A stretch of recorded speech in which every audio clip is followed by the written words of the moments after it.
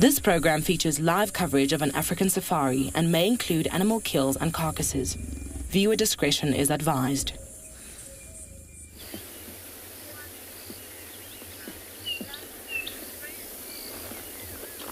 Good morning, everybody. Welcome to Djuma Private Game Reserve, to the beautiful morning sky. Sitting here with the beautiful impalas. Looks like they are on the road, taking their time, feeding around.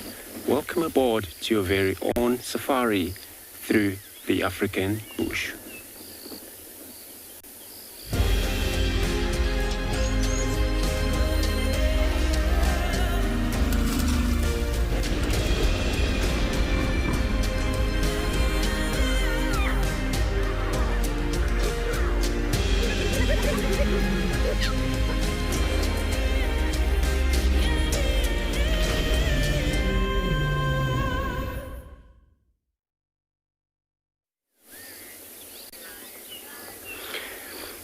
Greeting again, everybody, this morning. Here where we're sitting, actually it's beautiful light coming from the background where there's actually sunrise at the moment. And we're sitting here with impalas just ahead of us on the road. Looks like they're all enjoying, benefit of these dew grasses they already have. It's still quite a morning, so there's not much of a heat take places. So all animals love it so much to get mobile about. My name is Andrew. On camera, I have Simon. This morning, this is how we're actually planning to begin a drive. And then nobody would know actually what could happen around these impalas. It happens that maybe they actually been hunted during the night or so. But the only way to find out is to actually check their behavior of how they do. Sometimes you find they're threatened, or maybe they're actually one of the animals that's so quick to forget. If they've seen danger like an hour ago, it's gone out of their mind. So they have a free life again. So they don't keep a problem for such a long time on their heart. They're so cool. So remember, we're coming to you live from this location. So we'd like to hear from you. You can talk to us on sending question and comment through kids questions at WildEarth.tv. Also on hashtag WildEarth at FC, which is YouTube channel, and WildEarth.tv/an explorer. You can go there and sign up in order for you to be able to communicate with us. World can be so small, like a tennis. Sometimes it is already, where we're able to bring this beautiful morning to you right here. It's unbelievable. So we're gonna be actually taking a lot of time in this area, checking, because last night I know that our leopard, we have Ngala, he moved slightly northwest, not knowing if he returned back to the property or other leopard might come back to the property from the west.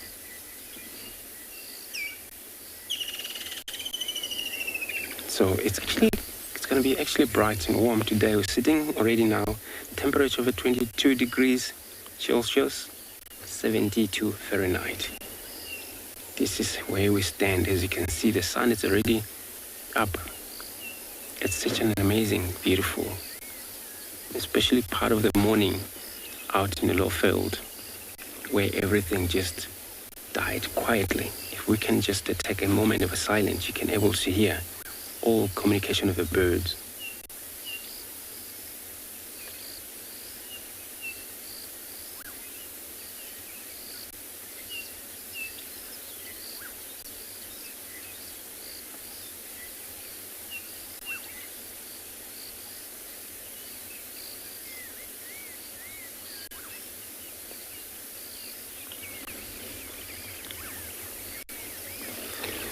Right, so we're going to move forward on our search. Hopefully we find something interesting for everyone. I'm going to be sending you over to Lauren with her hornbill.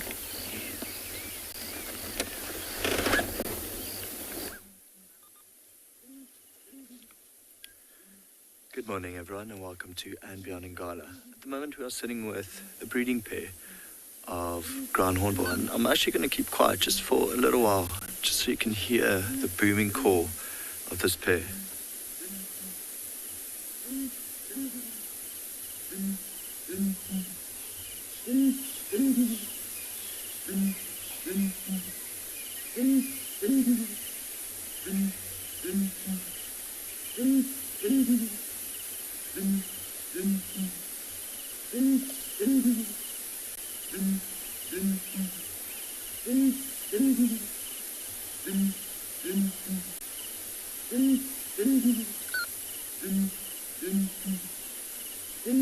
Lovely, isn't it? So the one we are focused on is the male, and then the female is sitting actually a little bit above him and behind him in the jacquerie. Just to the left is a cavity in the tree, and that's where their nest is. So we haven't seen any youngsters, but the male is actually ticking at the hole a little bit earlier and then started calling. So yeah, they are nesting here. Usually their laying dates are anything from October or maybe November to about January. So I think we might have a youngster in there, or maybe even two. It's not often that two of them makes it, but who knows. So my name's Rowan, and behind the camera I've got BK. We'll be spending the morning with you. Yeah, we thought what a lovely way to start the morning with these two. Judging by, because it's only the two of them, I think this might be their first nest. Usually they've got other hoppers coming in, helping them out. But here it's only the male and the female, and you can actually hear it from the duet. It's only two of the birds calling. Oh, you can hear a hyena in the background as well. Lovely morning for sound. I think it's going to get very hot. So quite endangered, these birds, and it's interesting, they usually lay 2 eggs about sometimes 2 weeks apart. So the first hatchling is a lot stronger and bigger than the second one, so often ends up killing the other one, sadly, which makes them quite endangered. And of the fledglings, I think it's something like 35% of them make it to adulthood. So it could be that a pair only has another youngster every 9 or so years. It's quite sad. But I must say, we've been seeing more and more and more of these hornbills around the reserve, which is actually very nice. If you imagine with a beak like that, they're quite extraordinary hunters. I once saw one gobble up a puff adder, like spaghetti.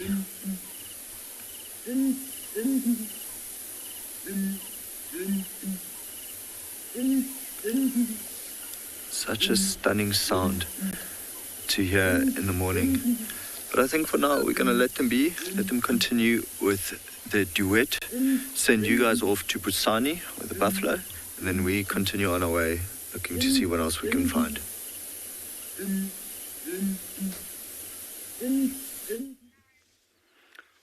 Welcome to Pinda and Beyond. We have found a herd of buffalo. Have a look just around the corner. There's a tiny little baby. That is very, very brand new. I think it was born within 1 or 2 days. And it cannot even walk properly. Shame. All the time if the mom stopped walking, and it looked like the little baby wants to lie down, which means it's super tired. Hi everyone, my name is Busani, and behind the camera we've got On. And these little and these buffaloes, if you have a look on their body, they covered themselves with mud. So because yesterday it was a nice hot day, so they were wallowing themselves to cool that big body down, because they don't have sweat glands.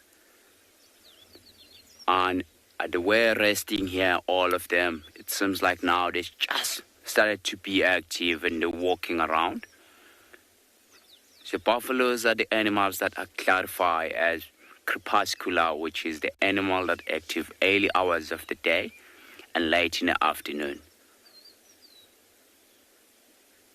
So in the front of the head, there's some old wise females and males. They're known as pathfinders. So those old females and males, they're the ones that knows where is the good grazing spot, and they know where are the water holes around. So we're gonna take you to Lauren quickly.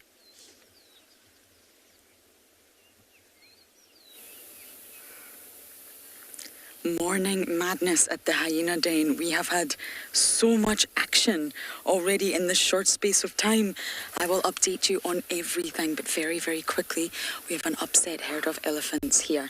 They do not like the presence of the hyenas. My name is Lauren. I have Marcello on camera. Just going to keep my eye on the elephants. If they move forward, we will reposition, and they've chased every single hyena off. We had Ribbon, Intima, Heart, Swazi, Indabele, and Ngwazi. Now the elephants were just feeding. Excuse the sun. It's not an ideal position, but we actually had to move. And they're not happy because they've came across the hyenas, not us. So all the hyenas run away, but there's actually been a lot of interaction in between the clan that I need to tell you about. Heart and Intima were very aggressive and dominant towards Indabele. They chased her off, tails up. They chased her completely away from the den. It was incredible. Swazi seems to be accepted a lot more than his sister. Indabele's really not so welcome here. Okay, Marcel, what I'm going to do is just move. We can't afford to get caught into this sort of moment. I'm going to go all the way around. And then we can see the hyenas. They're hiding, and Ngwazi's in the den. And then we'll also be able to see the elephants. Bear with me, everyone. What a morning. Oh no, I think everybody's ran. Shame we missed the hyenas. It was such an incredible interaction. But we're a lot safer here. And there's the elephants. Now, Ribbon's not looking great, everyone. I'm sure she'll be fine, but she's very skinny. Very, very skinny. She's limping.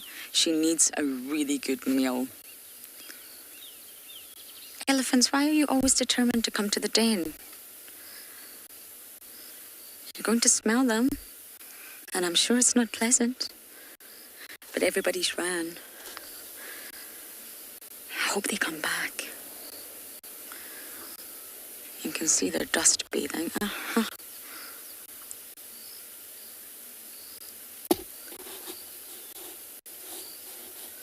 Swazi's not been as confident today as I've seen him in the past with the elephants. I think they have probably not gone too far away.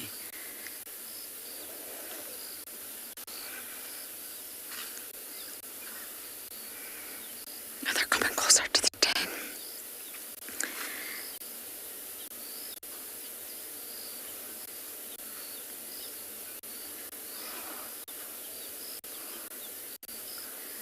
You see how huddled together they are with that youngster at the front?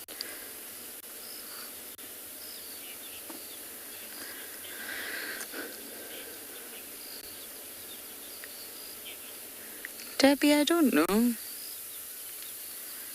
This is a very sort of lush, thick area in the block. There's not really any massive roads. So they come here for food.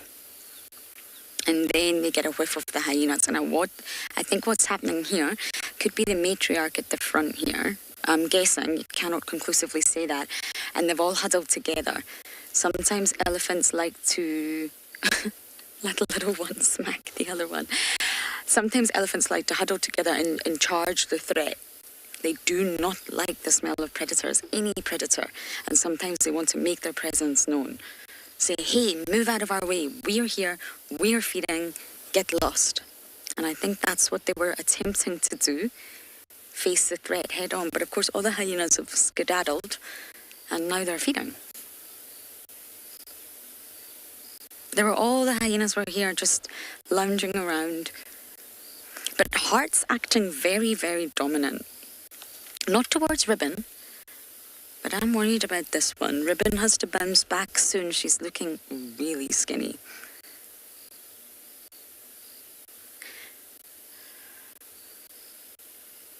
Now we will have to pull out if there's no hyenas around, but I just want to see which direction the elephants go. And if they walk behind us, we'll let them go. If they walk to the side, we'll let them go. If they come forward, we will also move. And I can see Ribbon. She's just way behind us in the thicket.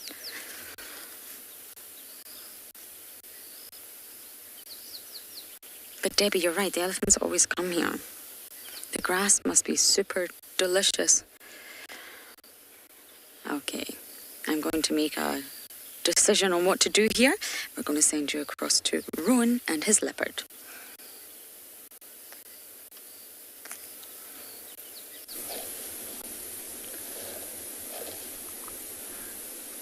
So we're starting off with a bang. We are now with the Ngala female's youngster. She is breathing quite quickly. The Ngala female managed to catch an impala lamb yesterday afternoon, and she hoisted it in this tree. So look at this youngster, what it's doing. It's actually retracting into the tree, trying to hide itself, because there's an impala ram looking in this direction.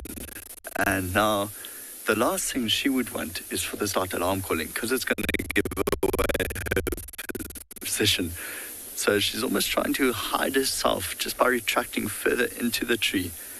But what a sight. Beautiful, beautiful, beautiful sight. See the sunlight catching the side of her eye there. Lovely morning. She's just keeping an eye on all these impalas. Seems like a number of them coming past us. What's interesting is she's in this tree, which is a jackalberry, and the mother is just a little further off, about 100 meters from here, further east, in a different jackalberry. Don't know what she sees. I wish I knew. She'd also be able to pick up scent or sounds a little bit further off. But beautiful light on the side of her face now. It almost looks like she doesn't really want to be in this tree anymore. She's ready to pounce. See a little pink on the nose. Splayed out whiskers. But very aware and very awake of everything that's going on around her. That golden morning light just lighting up half of her face. And then of course she looks at us.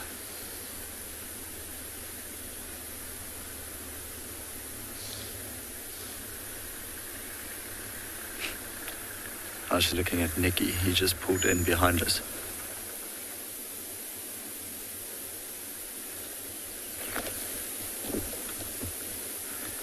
And a beautiful spot pattern.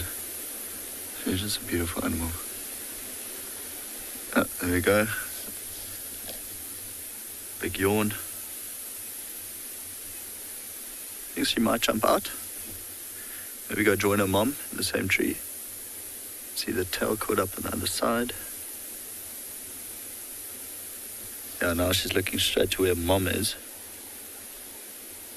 Her mom's also looking at her. Oh, maybe she goes higher up.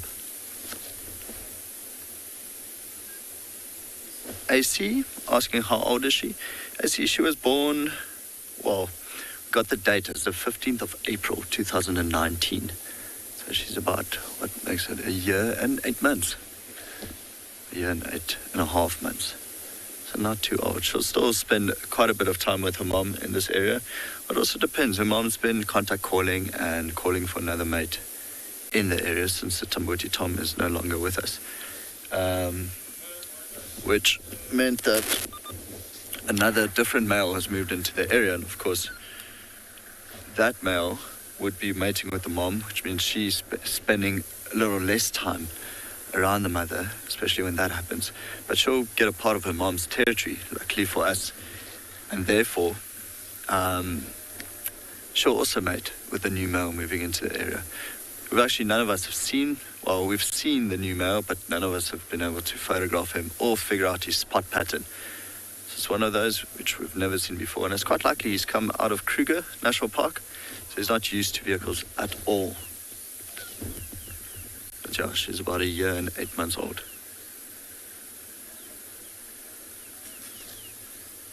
So she's now keeping an eye on Nicky, seeing the way he's moving. Nicky's going towards the mom.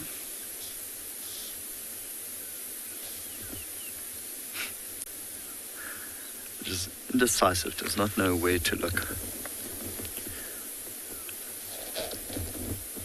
Quite funny, she just ate, and this is a thing about cats, lions, leopards. They are so opportunistic. So even though she just had an impala lamb or half an impala lamb, she's keeping an eye on a different herd of impalas, maybe even the same herd that lost the lamb. Almost ready to pounce. Luckily for, well, all the leopards in the areas, that the grass is so long at this stage, so it's quite easy for them to sneak up to potential prey. So she gave us another yawn, which means there's some activity coming.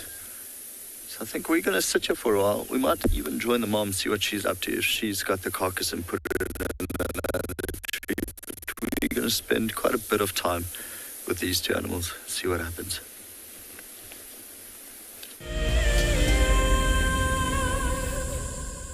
WildEarth is launching our brand new Explorer program with an opportunity to win a very special WildEarth expedition. The lucky winner will get a behind-the-scenes WildEarth experience at the magnificent and beyond Ngala Tainted Safari Camp.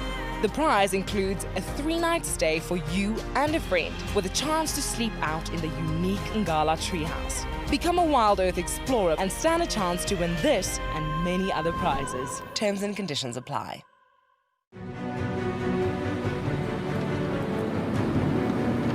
We've seen these ellies really chase wild dogs before. Let's get into spot. There we go, there it comes. Look at that, isn't that amazing?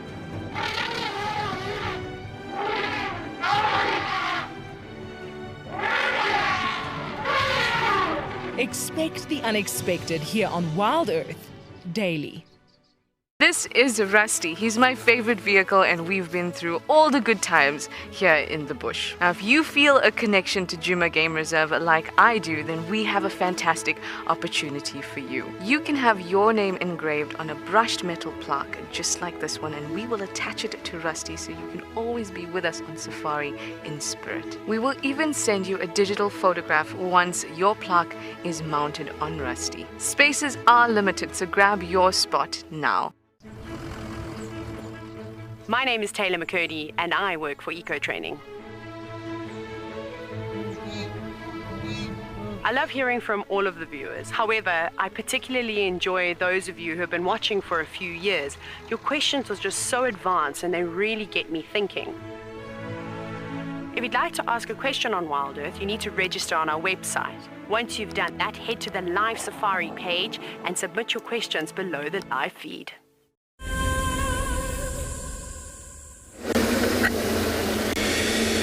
So we also find a breeding herd of elephants around here, where they, looks like they're running, probably, not happy with something.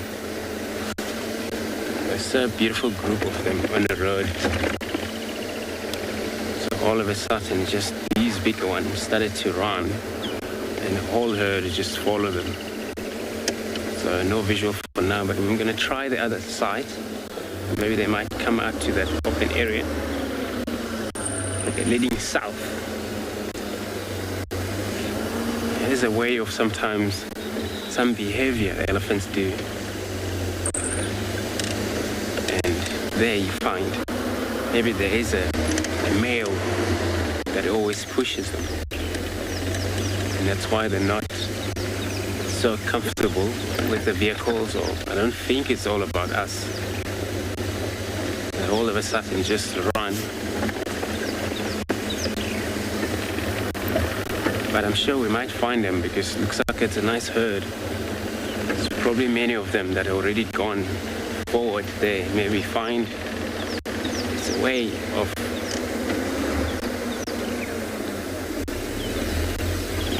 way of maybe reuniting again. So I'm going to be sending you over to Lauren with her and Leopard.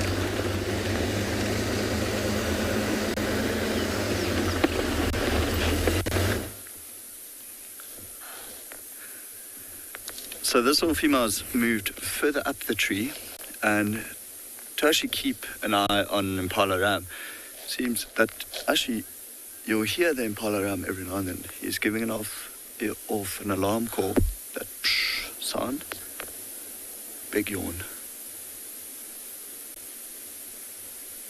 He's going further up. Because what happened is the mom came down the tree, and now the impala might have seen some movement, being uncertain of what it is. It's just giving an alarm call every now and then. It's not an incessant alarm call, knowing it's a leopard. It's almost saying, okay, I can see something, and if you're a predator, I know you're there, but not very convincingly. And then this little female, she keeps going higher and higher and higher, trying to see where her mom is, exactly where or what her mom's doing. Also just keeping an eye on the impala. That's a beautiful sight. Looks like she's got a bit of fur or something stuck between her teeth.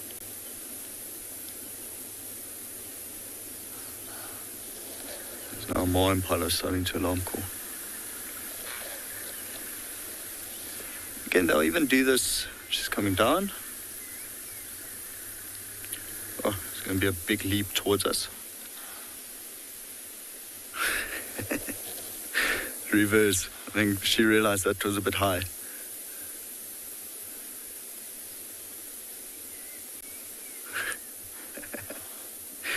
First leopard you'll ever see that's scared of heights.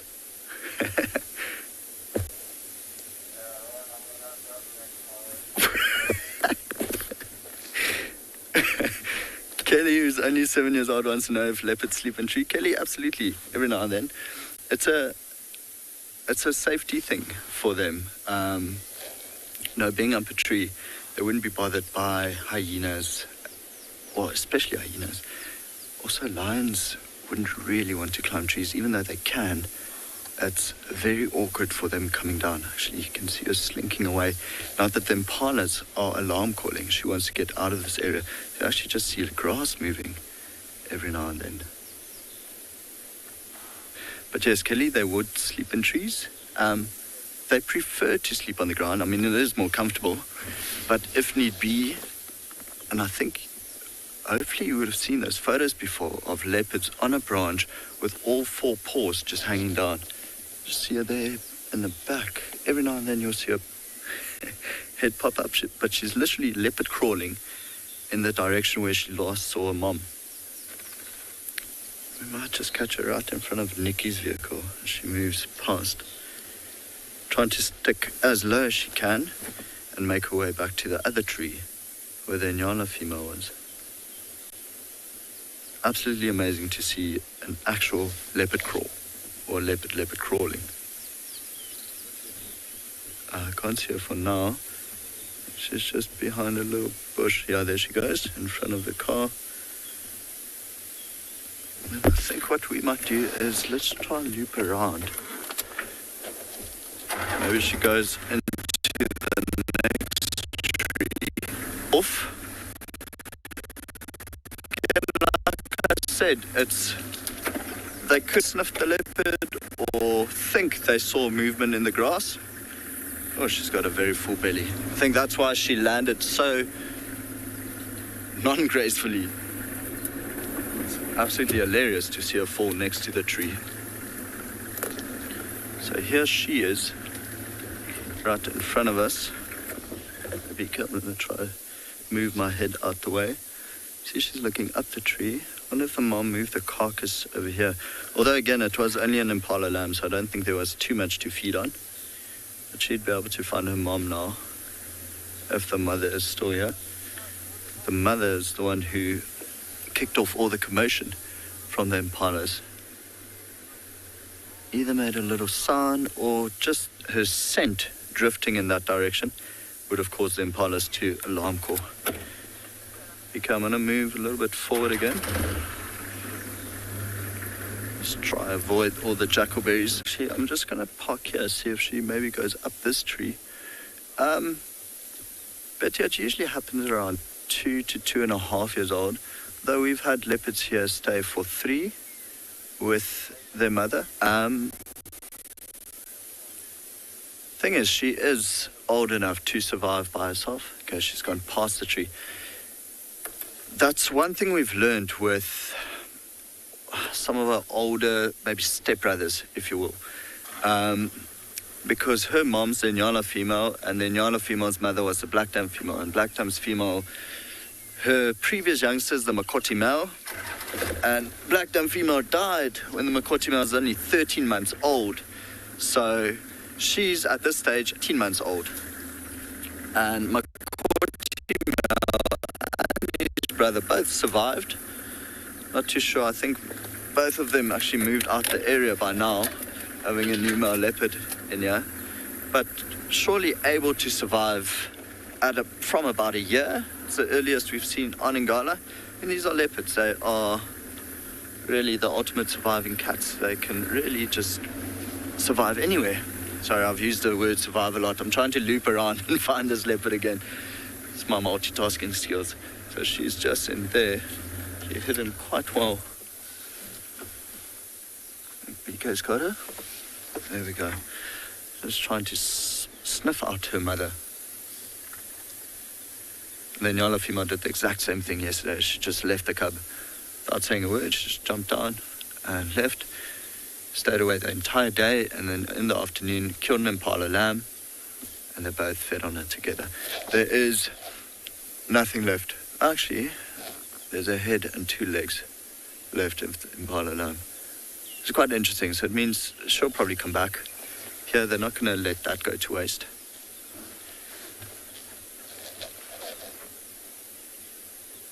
Oh, shame. Such a tiny little thing.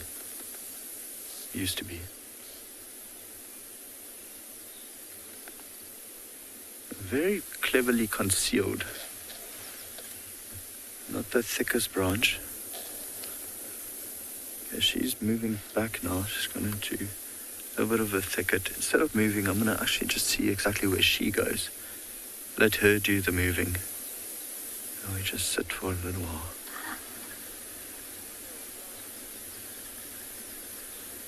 Of course, even with the impala's alarm calling, we don't want to move around too much, and then it's our fault we give away their position. So we're just going to sit here and see where she moves to,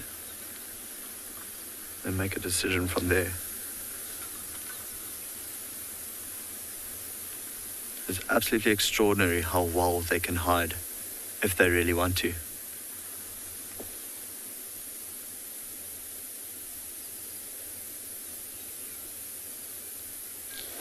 Didn't quite catch your name, but the question is...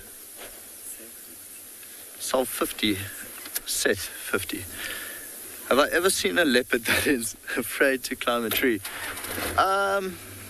So far, not yet. I can now say that I've seen a leopard that is afraid to come down a tree. I mean, that was a first for me. But no, I don't think I've ever seen a leopard that's afraid to climb up a tree. They are phenomenal climbers. Even at the age of 6 weeks, they start climbing little trees and branches. I think at this age, they're just comfortable climbing anything. But I have seen quite a few leopards fall out the tree. Like this one this morning. Oh, not that she fell, but she didn't really land too well. I'll be very honest about that. I'm trying to find her now, but like I said earlier, the grass is so long that if she just hunkers down and starts leopard crawling, we're going to have a terrible time trying to find her. And the mom's gone. And Ngala female, she saw the vehicles coming and she just thought, okay, I'm booking out. Clever girl. quite funny because her brother used to be very relaxed, but it is always like that with siblings. You'll get the one very habituated sibling, and then the one shyer one. She was definitely the shy one, which is sad for us because she's the one that stuck around. I'm trying to follow Nikki's 2 trucks now. See if we can catch up with this youngster again. I don't think she'll go too far. Like BK showed you earlier, there's still a bit of the impala carcass left. I think she's just trying to figure out where the Ngala female went, and then she'll head back to the carcass. I also think there are a number of hyenas in this area because coming up here, see about 2 or 3 tracks of hyenas going in all different directions. Okay, I'm not finding her now. I'm just circling the tree where they hoisted the carcass.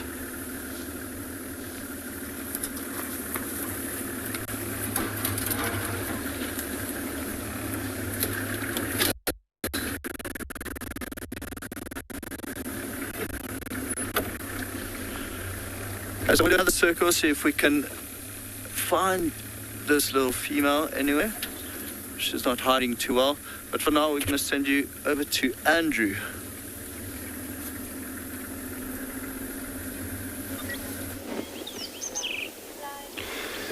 Good luck, Ron. And, you know, we seem to not finding our elephants. It's probably maybe because of wherever they were running into. It's probably they're still in a thicket. They haven't come out.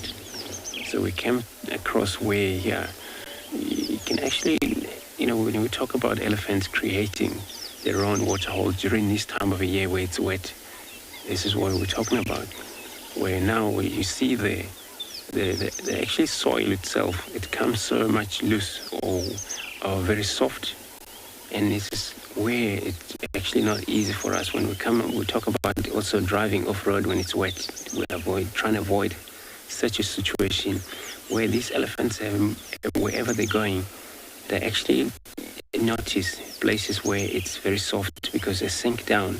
And when that happened, since they love playing with very wet mud and they're all just going to get around, you know, move around in the same area. Sometimes once it's the earth comes mixed up with, you know, waters and the soil, which now then it forms mud already. And again, they will use their legs just to create or excavate, you know, deeper and deeper until the water's stuck. If we look in that little pond over here, it's already, I mean, enough, sufficient, a pond for anything that would come and probably needed a drink, such as an antelope or so, or other elephants. This is where sometimes when they don't have much of waterhole in the area, this is what they rely on. But, you know, until it gets bigger, it's not enough, because you find there will come maybe 20 animals in the group at once. Jim, so you want to know how many elephants herds here in Djuma. So I'm not actually sure with the whole individual group, but we see quite a few groups coming in and out. Could be maybe more than 12 groups sometimes, or especially this time of year where the grass is all available and they can roam in and out of this area freely, since they are not actually strictly territorial. So that's why sometimes it's actually so difficult to actually notice or knowing exactly which group is which and that. And until you know individual group or how they behave every time you're there. But what we've seen this morning with this group that we actually frame, they seem to be a little, you know, disturbed a bit. And then, I mean, disturbed is that they're threatened. Whether it was something that happened that was pushing them off, whether it was something that disturbed them, or then I'm going to stick in the boundary now just to see if there is an elephant that's going to show up for us. Then I'm going to be sending you over to Ron again with the leopard.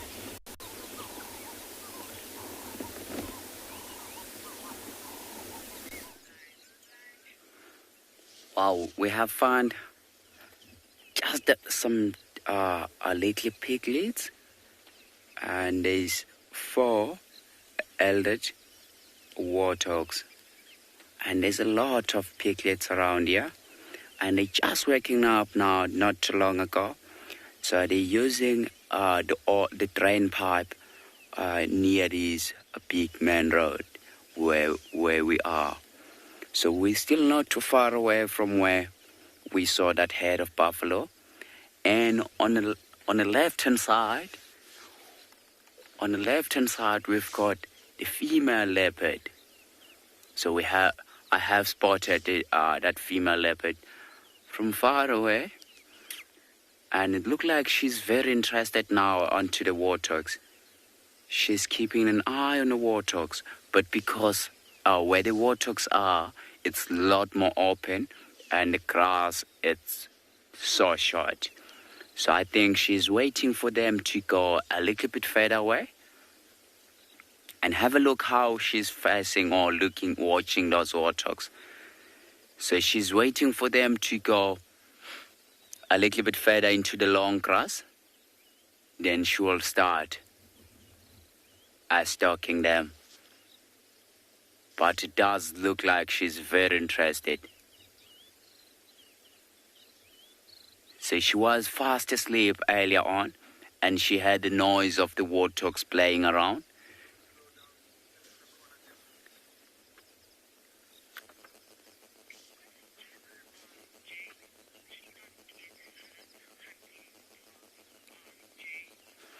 So RJ, if she does go for warthogs, normally she will go for the little piglets.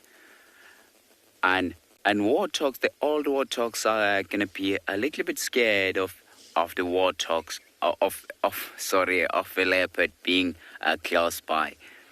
Because she wants to surprise them, and they will immediately run away.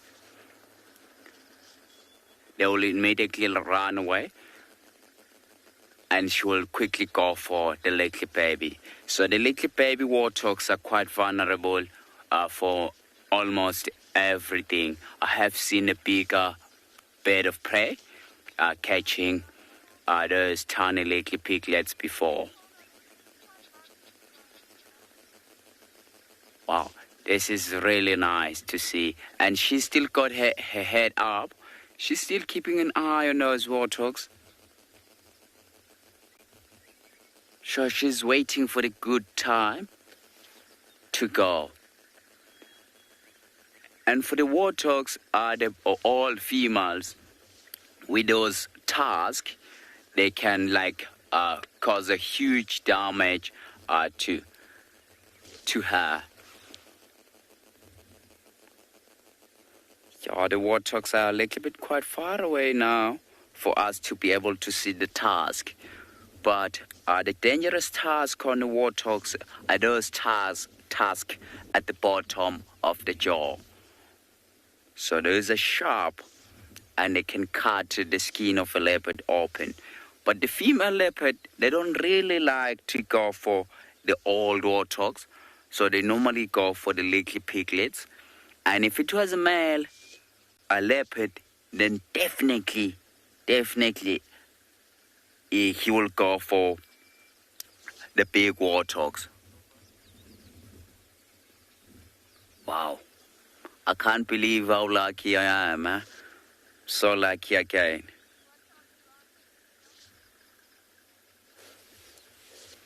You can just see them there. The warthogs are not aware of the leopard being close by. And now they've got their head down. They're busy grazing along there.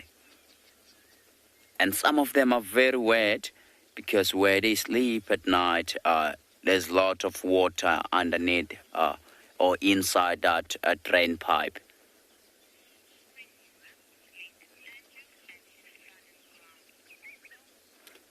So I think I'm going to sit very tight here and see what's going to happen. We're going to take you across to Andrew. He's got some ground hornbill.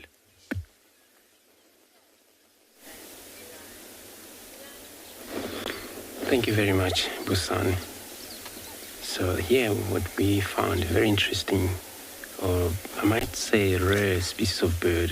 When I'm saying rare, It's not strictly rare, but they one of the endangered birds as well, southern ground hornbill. And I never actually, seen them so close like this.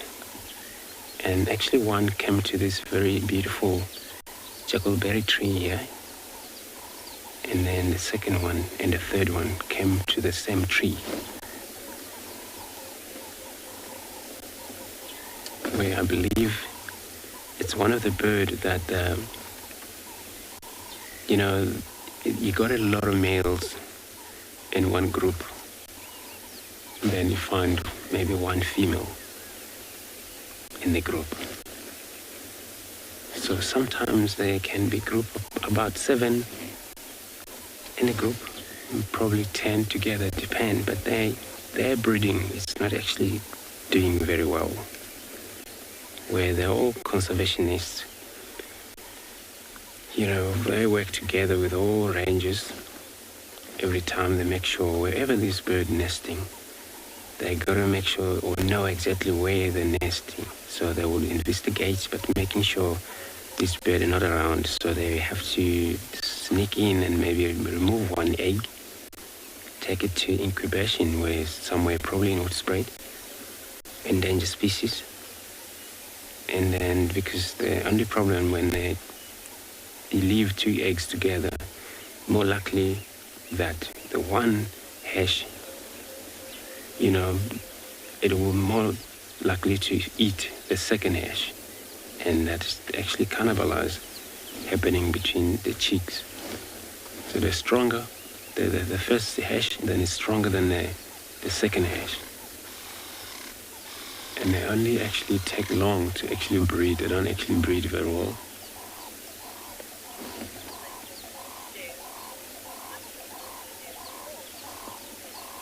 Sherry, I agree with you. You're very right. They have a beautiful call. And you hear these kind of vocal, very much hoot sound from distances. Which I was trying to see here because usually I think I've seen a lot of male. I haven't seen a female.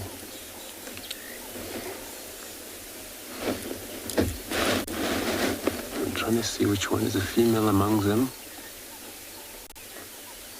They would always look the same color as a male, but there's a unique painting under just where the wattles attached to the bottom beak. See a lot of greenish there, which none of them that I can see looks like all males over here.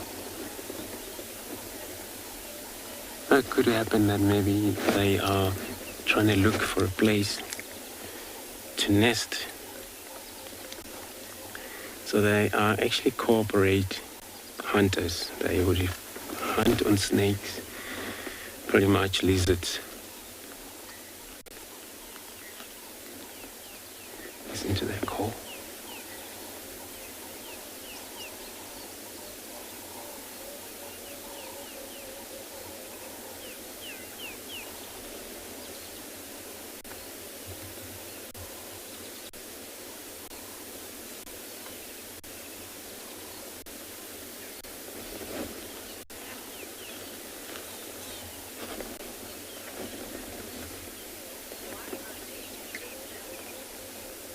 So PK, you want to know why they're in danger?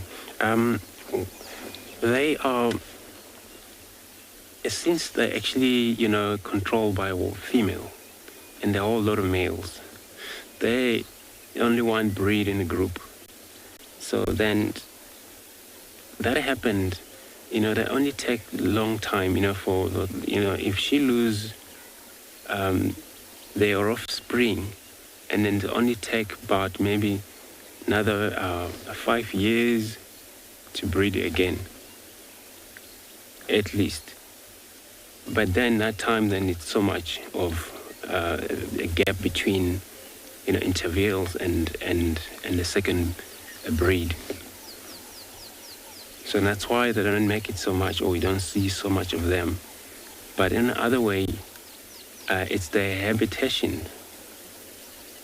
in a long time, they actually since then, been disturbed by even human being wherever they are. But before people know, if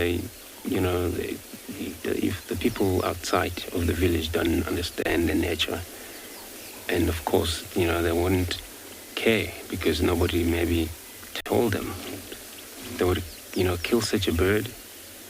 And then, of course, for the reserve itself, it's actually so much difficult. And that's why the word is out there, especially sands. It's actually, we work so much with the community that, wherever we see hornbills, quick link to Pinder.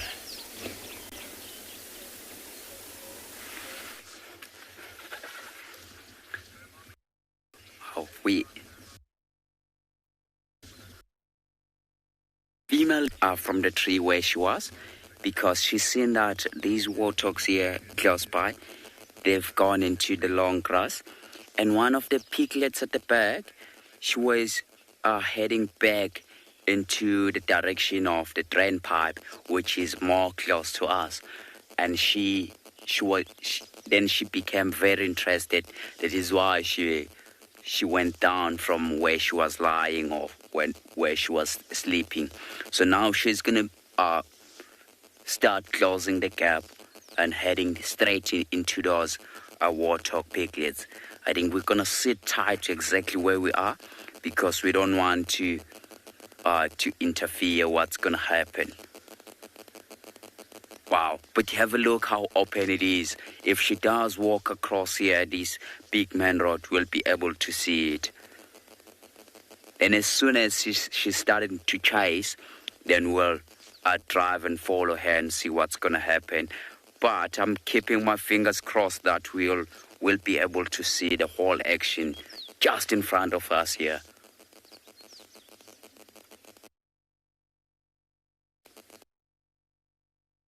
Though we're looking straight into the sun, but we'll be able to see her nicely.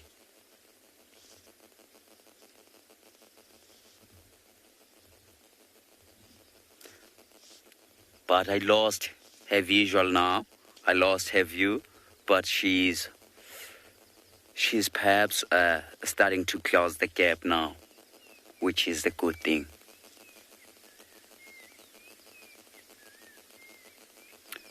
So I have seen before the warthogs, if the predator killing the warthog, a leopard and lion, because of they've got like a lot of strong muscle on the throat or on the neck, and they don't die very easily. But for the female leopard, she's gonna go for that tiny little piglets, and gonna last very long, and they're gonna die very quickly as well.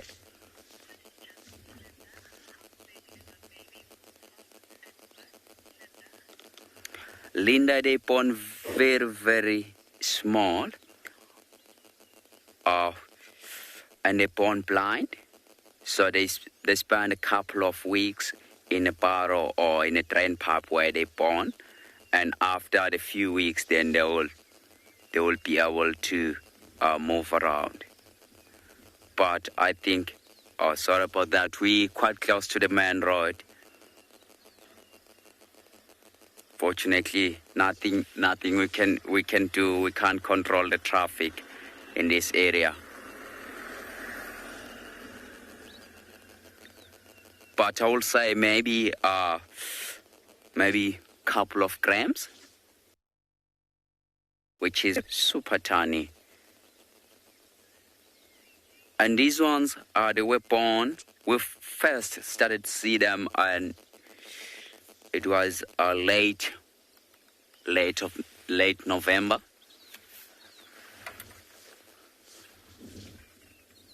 And now I would say probably some of them are about a month old. Some of them are just over a month old. So if she does walk across here the main road, we'll be able to see her. So the other warthogs are moving away. So these is what to ask. Perhaps as soon as she starts chasing them, they will then run into the direction of the drain pipe where they did spend the night. So she's going to have to try to close that gap and chase after them before they get into that drain pipe. But sometimes the little ones, because they're quite small and they don't really see nicely or see above the grass level. So sometimes they'll run past the drain pipe and it's when they are going to get stuck in the long grass. Can you imagine if you're so small and you're trying to run in the long grass? You can't really see the grass seeds will go straight into your eyes and you go blind. Yeah, but we're going to sit very tight here and watch. I'm looking forward to see some action. See the little ones. So now they're getting to the age whereby they will start eating grass.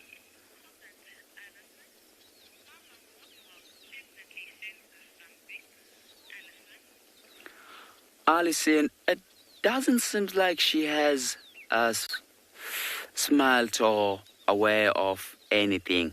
Have a look, she's got her head down. So she's busy feeding on the grass there where she is. And she's unaware that there's a predator nearby. And you can just see it.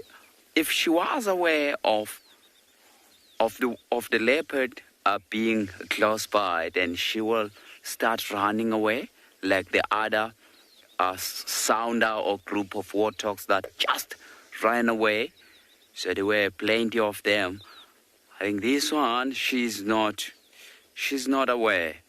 Let's try to count how many piglets we can see there. 1, 2, 3. I think there's 5 at least. I think it's at least 5 piglets.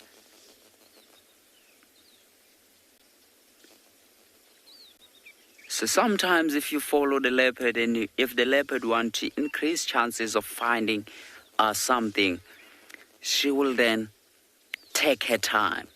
She's very, very patient because she doesn't want to lose any opportunity.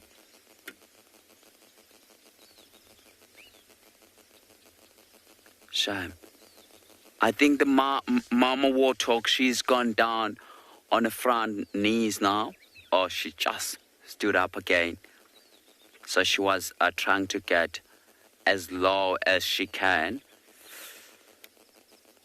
into the level of the grass.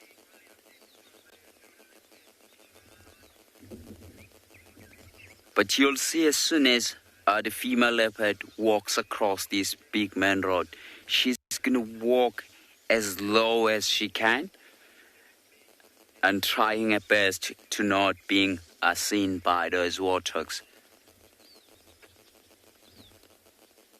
But one little baby warthog at the back, it seems like she sensed something. You see, she's walking back and forward and she's running back to the drain pipe now. Look at that. Look at that, walking backwards. That's not very good.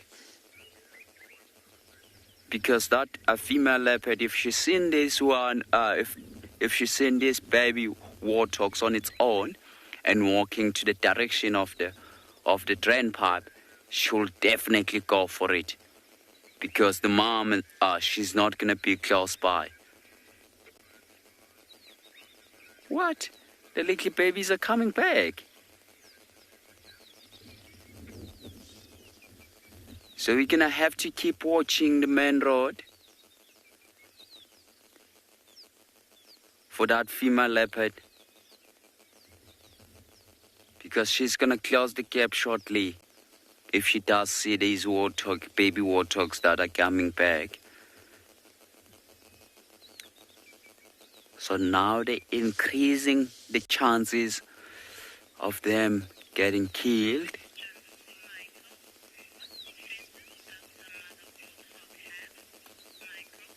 So Michael, the mother warthogs, if she's seen that the little babies have been caught by mostly the leopard, she will then try to mark charge or charge at the charge at the at the leopard, but she's not gonna do anything more than that. Oh.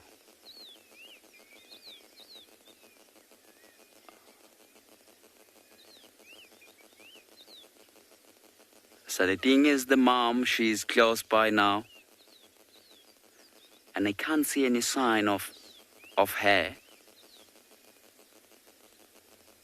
So you might find out she want to, because she knows that the warthogs, they had to come out in some stage. They had to come out to graze. So she might follow them and stand by and wait for them near the drain pipe.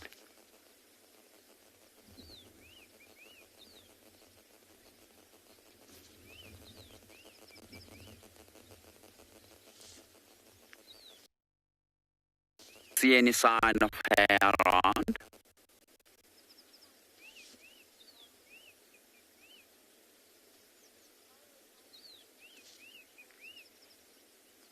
I'm sure if she did see the baby warthogs that are going back,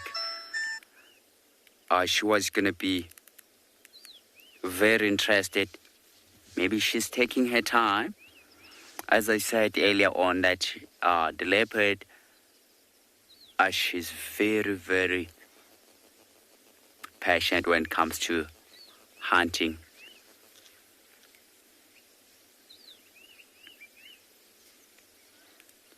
See the mama warthog now, she's looking back. Perhaps she might have smelled the leopard being so close by.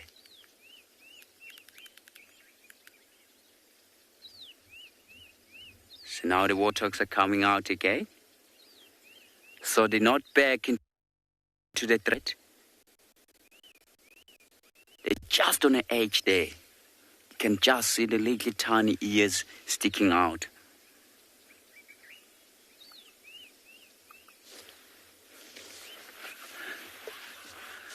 So I think we're going to sit very tight here.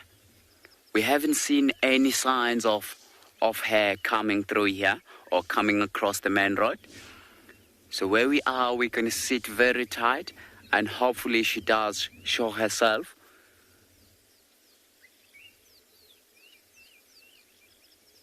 But when she started walking down that,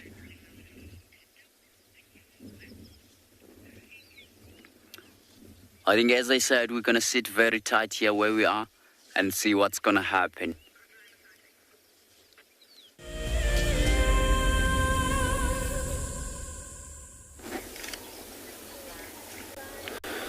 Good luck, Busani.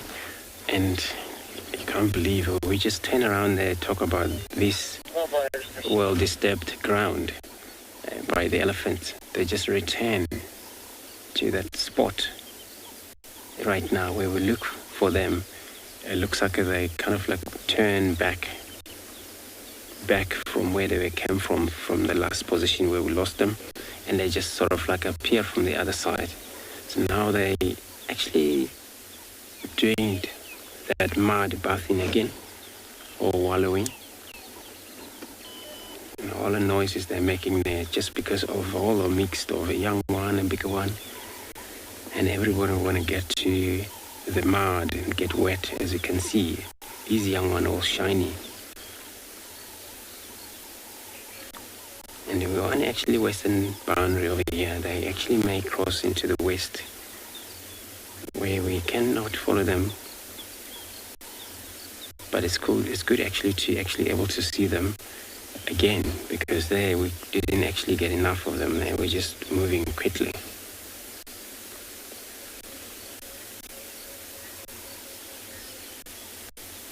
But you can see they seems to be kind of like looking around too much, but they're also enjoying. So the trunk that they're using to suck the mud, and then they're all just gonna blow it out onto their body while they do that. So this is all about cooling down. So I'm gonna see if I can maybe get close to this elephant, see if they're stationary for us.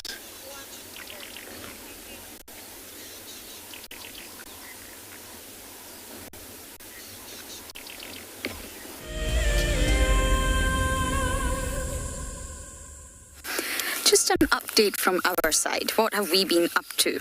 Well, the hyenas did not come back, so we went to check on Miss Tlalamba. Now, I haven't done a tracking segment in quite a while, so here we go. Many of you ask, how do you tell the difference between male and female leopard? How do you tell the difference? Well, when you're looking at their track, I'm going to tell you how to tell the difference. I'm just going to put my hand here, Marcel. I don't have particularly large hands, but you can see this is Tlalamba, because we tracked her all the way from the kill. She's back on Djuma. But if we did not know that was Tlalamba, all we know at this moment is that it's female leopard. It's definitely a leopard. A lion's would be much, much, much larger. And it's fresh. You can see that because, well, it's very, very clear. If you blow on a track, I'm going to blow on my hand. You can see it's less defined. So this is fresh, but we also know she was leaving last night. We have that knowledge. Now, I'm not advertising Vaseline, but I'm going to put this next to Tlalamba, and you can see that's how small her track really is. It's tiny, it's so petite, and that's how we know that it's a female. A male would be much, much larger. Maybe Tandy's cub, not so much at that age, but this is definitely a female leopard. Now, another clue to how we know that it's fresh, as well as it being crisp, I'm going to show you, Marcel can follow, is that, look at the tire marks. Somebody drove here yesterday. It wasn't us, but someone drove. Okay? Then elephants came by. Do you see the elephant tracks everywhere? Tlalamba's tracks are on top of that.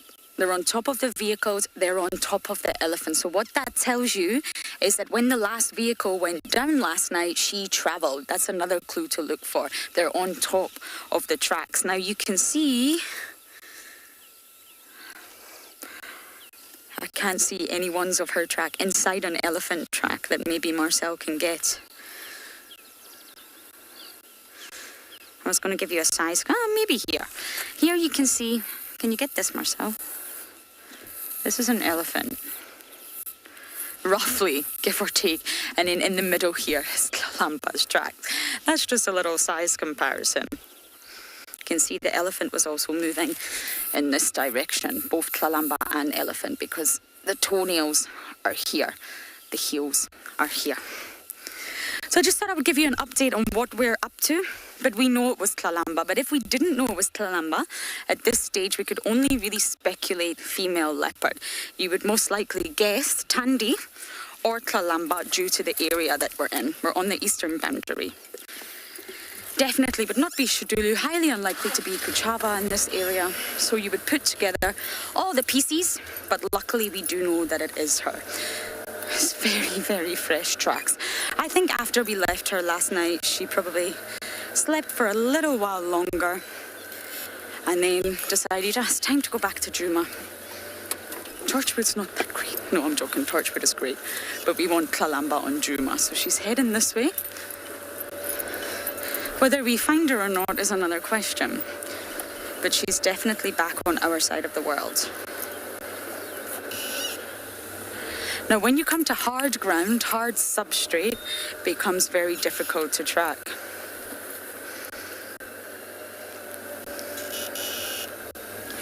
Benji, leopards don't really have a variety of calls, not like hyenas do anyway. They have vocalizations. You'll hear a leopard saw, a very raspy Sabi Sound coming from the voice box that is non-ossified, and that means it can project. It's made from cartilage, so it will vibrate in the throat, which allows them to project the sound further. And sawing is really the only vocalization that you will really hear a leopard make, especially when it's marking its territory and it's trying to announce its presence. But mothers do have a sort of sound, a chuffing sound that they'll make to call their cubs. You will hear them do that, and it's not a saw, it's a slightly different sound. And sometimes leopards make, again, a chuffing sound when they're in the presence of other leopards. But really, that's the only vocalizations that you will hear these cats make. There's not a sort of spectrum or a variety. There'll be a saw, and then a chuff, contact call.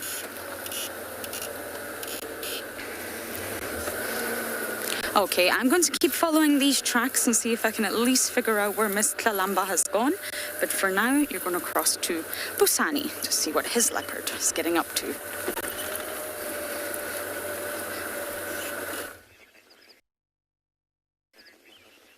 Wow. So these warthogs are still grazing around the drain pipe. And by the looks of it, that big warthog there, it's not a mom, because you can't really see just under her stomach, you can't really see her mammal glands. So which means the other two females that were with these warthogs, it might be one of them, it might be the mother of these five. The mother of these piglets. So that big warthog that we can see, it seems like it's last year babies. Because you can see around its mouth, you can't really see those tusks yet. So that shows you that it's still very young, so unexperienced. So I don't know why these lately piglets didn't follow the rest of the warthogs. And the leopard now, she's stalking on a bush just on her left-hand side.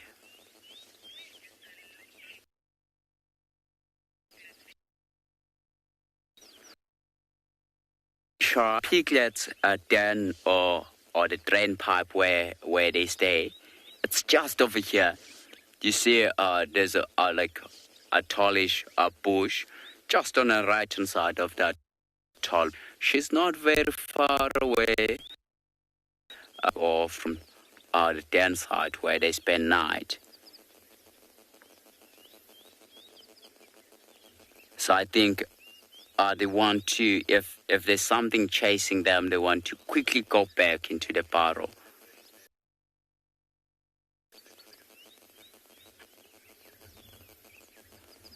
But although we can't really see her right now, but she's in line with the bushes just on the left-hand side of us. So we still walk across this big main road. Perhaps if she does walk across this big main road, she will walk as low as she can, trying to be the same height as the grass level.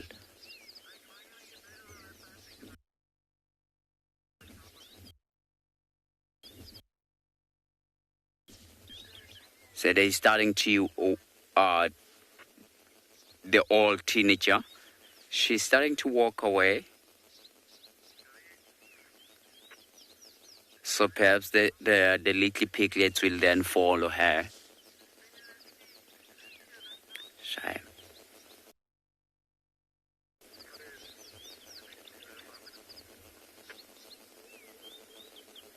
Shame. She's taking her time. She wants to wait for the perfect time. Then she'll start.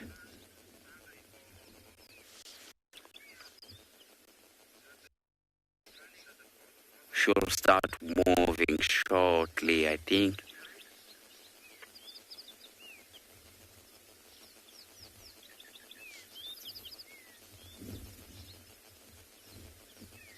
Sometimes I do wish that I could speak the animal language.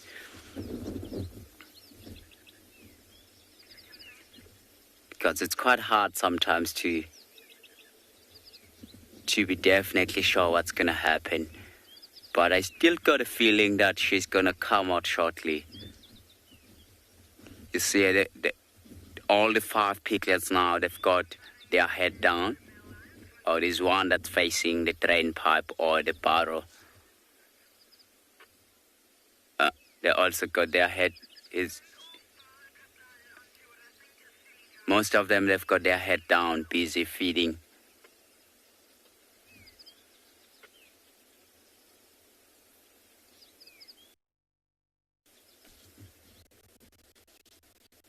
So happy if we can get to see some action.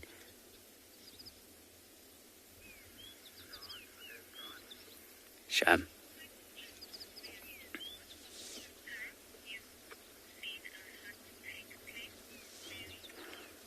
Nelly, sometimes it does take a very long time. Sometimes it can be very quick.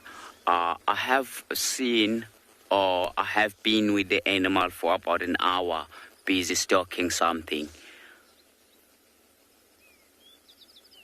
And most of the time, if the animal does take a while to hunt, that kind of hunting or stalking mode does become very successful. Because that female leopard, she's a very good hunter. She's the one that, if you were watching the WildEarth in the last couple of days, she's the one that caught the impala and hoisted it up on a tree. But I have seen her before, Shan. Sorry about that. We are in close to one of the main road here, so there's gonna be a lot of traffic. It seems like the warthogs are still around here.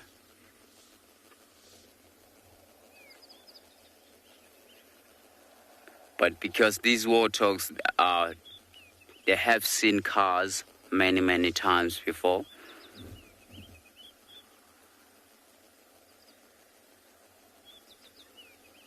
So it does not do anything to them because where they've got that drain pipe, it's quite close. It's just above the main road. Oh.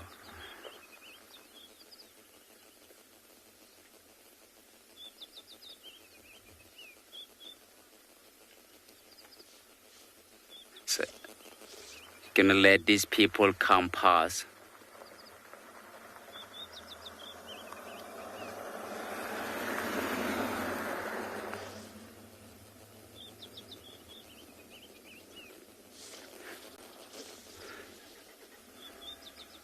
Yeah, sometimes there's nothing we can do about the traffic.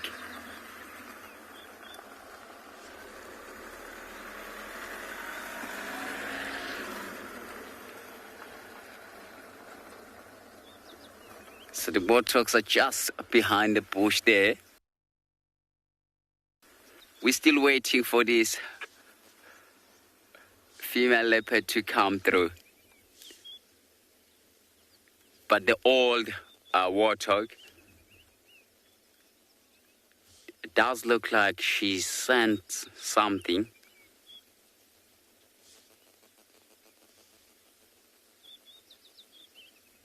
And now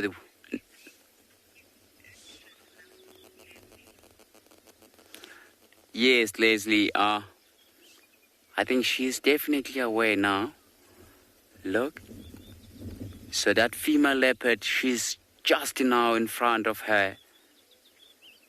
So now the wind is blowing from the leopard to the warthog.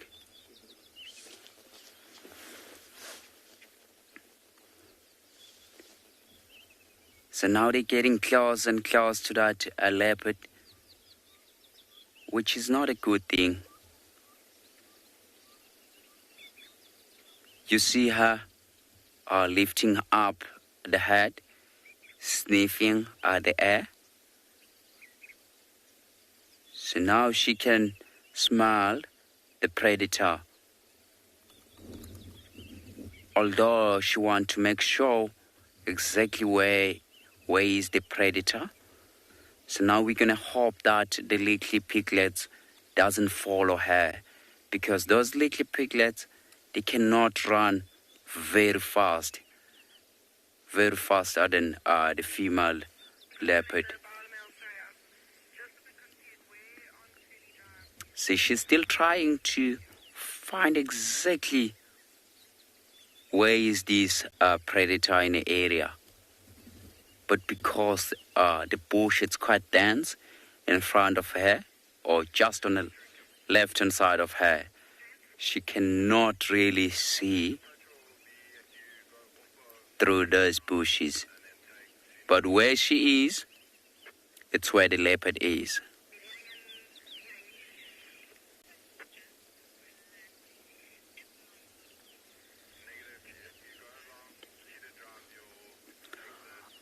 The piglets will survive, Lynn, if the mom get caught,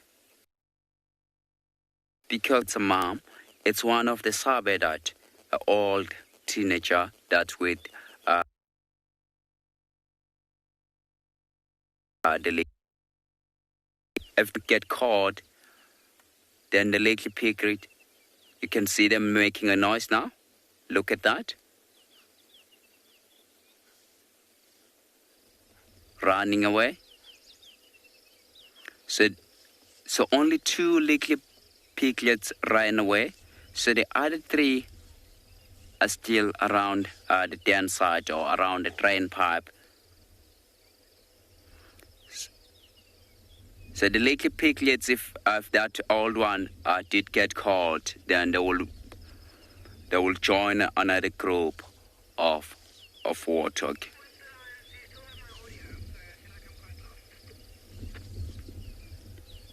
But the old, oh, there she is. She's coming now. She's walking across. So she knew exactly that 3 little piglets are still here close by. But now she's following those ones that she saw walking away. Look at that. That's really amazing. Look how beautiful she is. Have a look how she's using that sign as a cover now. Look, she's looking just on the side there. She's so clever. Because it's a lot more open in front of her where she's going.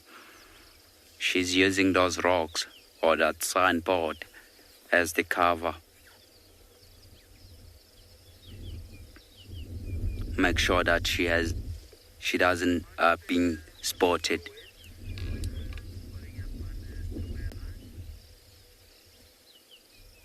This is really amazing. So the other 3 piglets are still, they went back quickly into the drain pipe.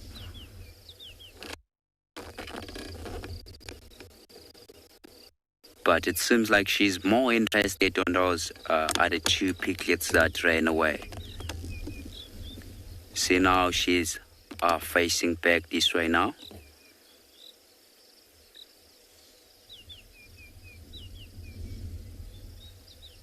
So she knew that there were more than 2 little piglets. So she might after that walk perhaps into this direction and come next to the drain pipe. And look at that. That's really amazing. To be able to find a leopard right next to the main road. It's come on here. And mostly in the daytime like this. This is amazing.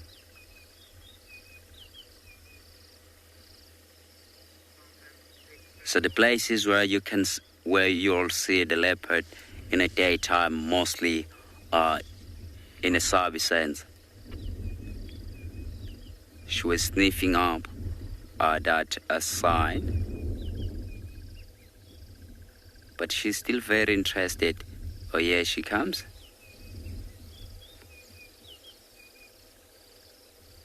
She's not too sure what she wants to do.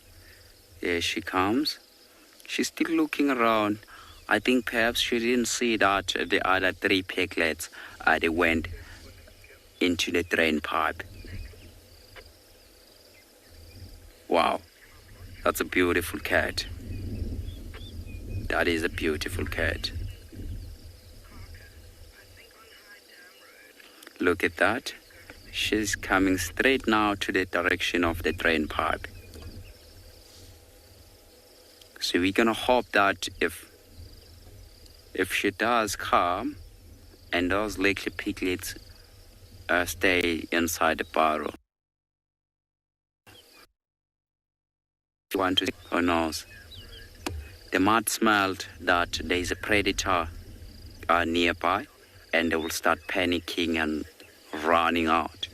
So which is very bad, because if they do run out from the burrow, then they will run straight into her mouth.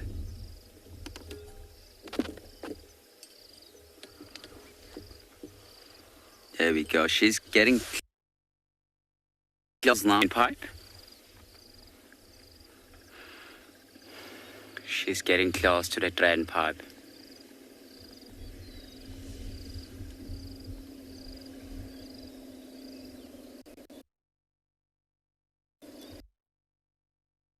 By the inside the drain pipe, then who knows, they might panic and start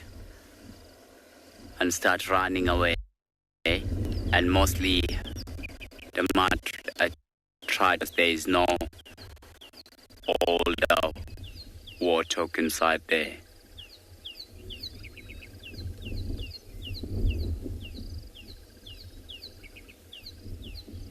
She's standing now just on the entrance of that drain pipe. But she's so a little bit scared as well to go right inside there, because she knows that the warthogs are so dangerous.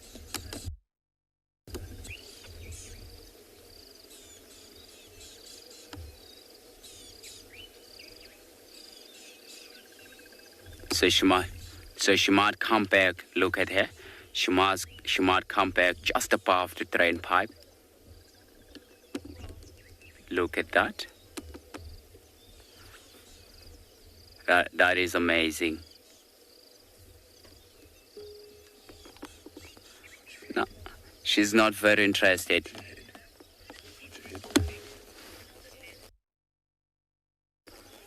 Lisa, I haven't seen Leopard digging the piglets out of the den before, and also she cannot dig those piglets in the den site where they are, because it's a concrete pipe. So it's going to be very, very impossible for her to dig those piglets. Seems like she's walking away now slowly.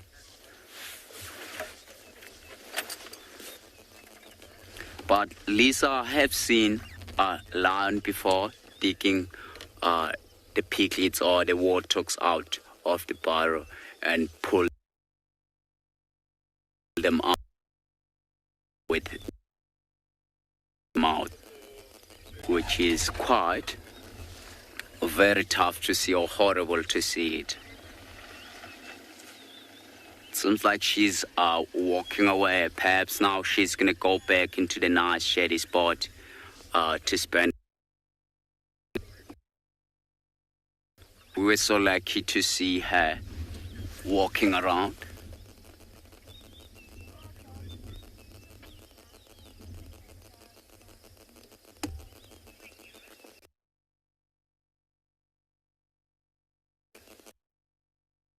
Because we're gonna go and try to find ourselves some cheetah so long.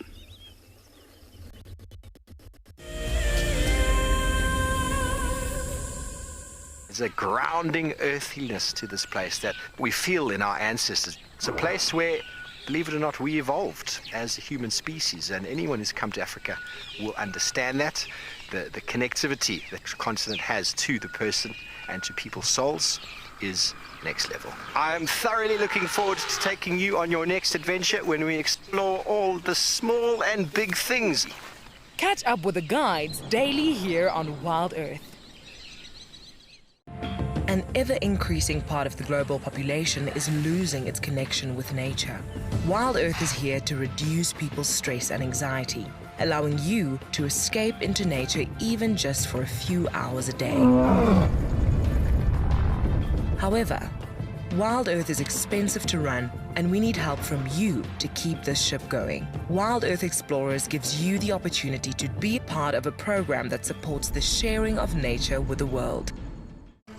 My name is James Hendry, and I work here at Djuma Private Game Reserve in the Sabi Sands on the western fringes of the greater Kruger National Park. My favorite part of getting questions from viewers is that we get to have long and varied discussions about all sorts of different aspects of nature. Because our audience comes from all over the world, it's very special to have different perspectives from everywhere. If you want to submit a question on Wild Earth, you need to register on our website. Once registered, go to the Live Safari page and submit your question beneath the live feed. Have you been watching Wild Earth and dreamt of being right there on safari with one of the guides? Well, now you can. Wild Earth is offering you a chance to buy a ticket to dream. You or a friend can hop on board a live Wild Earth show and join our guide on safari. The ticket is redeemable at any of our locations, anytime in the future. Only a limited number of tickets are available, so don't wait. Get your ticket now and start dreaming. Terms and conditions apply.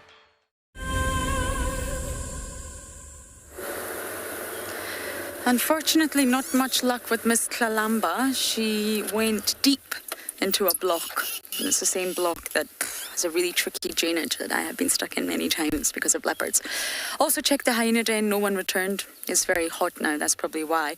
But I've been giving you some updates on the book that I've been reading on trees. And I wanted to give you another one because it's so fantastic. So Marcel's going to work his magic, give you some creative views of the trees. The Hidden Life of Trees.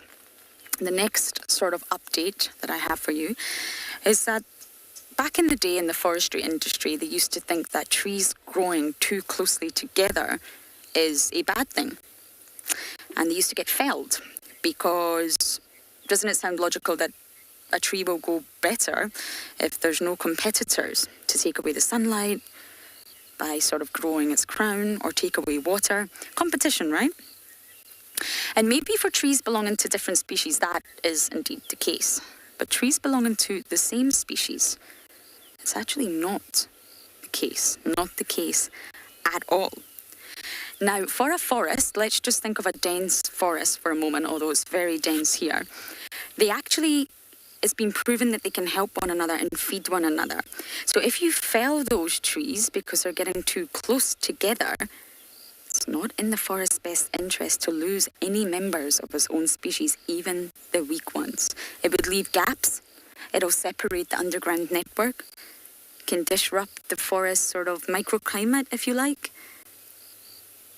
It ruins the essence of the forest. And there's a really interesting study, and this is what I actually want to share with you. So some university, I cannot remember, realized that in an undisturbed forest, all trees synchronize their performance so that they're equally successful. What do I mean by that? Well, each tree will grow in its own location, even in the same area. It's not going to have the same soil. It's not going to have the same access to water or even nutrients in a forest. It's not going to be equal on the ground. And therefore, each tree is going to experience marginally different growing conditions. Some are going to grow slightly quicker because they've got the best soil, best access to water, and others slower, right? So you would think the rate of photosynthesis, the production of sugar, is going to be different. And that's what makes this research so incredible. The rate of photosynthesis across the board in this forest that they studied was all equal. So what's happening is that the trees of the same species are equalizing between the strong and the weak. So whether they're thick or whether they're thin, all members of the same species are using light to produce the same amount of sugar per leaf. So per leaf, they're all producing the same amount of sugar. And How are they doing that if they're in different conditions and have not got the same access to light? They're all packed together. Well, basically, there's an exchange going on. So whichever tree of the same species, I'm sure this forest was a beech forest, but I could be wrong, I can't remember. Whoever has an abundance of sugar hands it over to those that are struggling and not getting the abundance of sugar through underground roots. And whoever's struggling will receive help. Whoever's in a surplus will gain help. Now, fungi are involved, but essentially that underground network that I'm talking about acts as a gigantic redistribution network or mechanism. Isn't that incredible?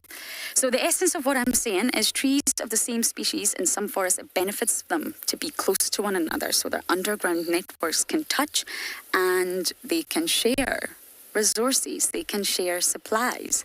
It's essential for a forest to work together, not compete. And this is what changed the forestry industry. We shouldn't fail just because we think there's too many beaches going close together. It's competition. They're not all going to thrive. We should fail some to give them some space. Absolutely not. That is not the case. You should never do this. You shouldn't leave the trees struggling. If you start to fell and kill the trees, you're going to kill that underground network. So instead of having a network of thriving trees, you're actually going to have gaps and individuals who are struggling for resources. So all the roots connect, and they connect through fungi, massive underground system, and they're exchanging resources. You're struggling. I've got heaps of sugar here. You know, I've got the best spot, the best soil, the best access to sunlight and water. Here, take some of my sugar. I'm struggling, give me here. And that's how it works between trees of the same species, and it's been proven by science. And the sort of set scenario was an undisturbed forest. Well done, Marcel, that was a really beautiful view of all the trees. So it sort of goes against the grain of how we used to think and how the forestry industry thought. Fell. No, don't fell.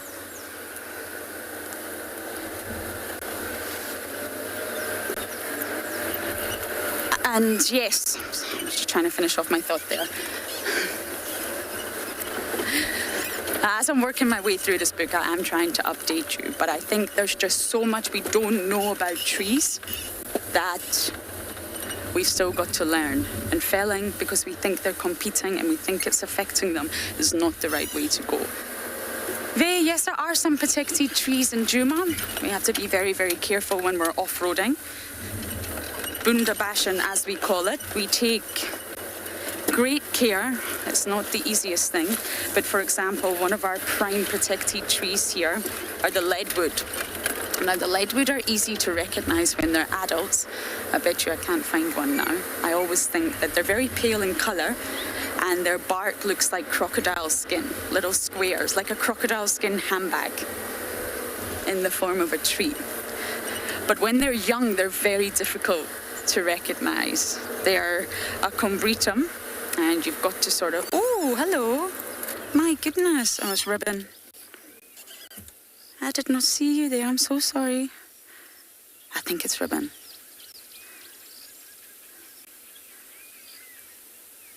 Look at that injury. At least you'll be able to all see what I mean. She's looking skinny. So she obviously just left it then, and she's just trying to seek shade.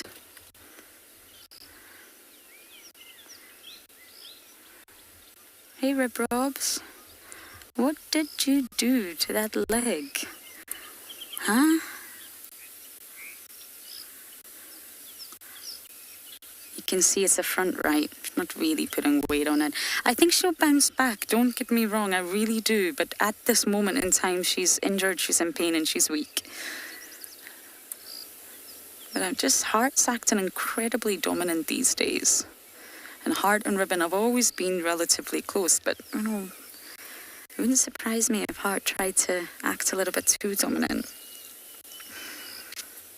Oh, Ribbon.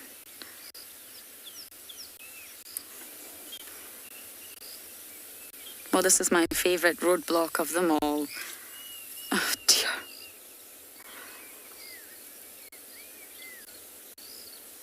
What would benefit Ribbon right now? I'm not entirely sure she could hunt with that leg as it stands.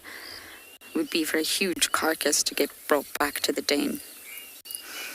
And because she is high ranked, she can just sort of bully everyone off it and eat. She's looking really skinny. Marcel and I were talking earlier when she was at the den. I don't know what she's done.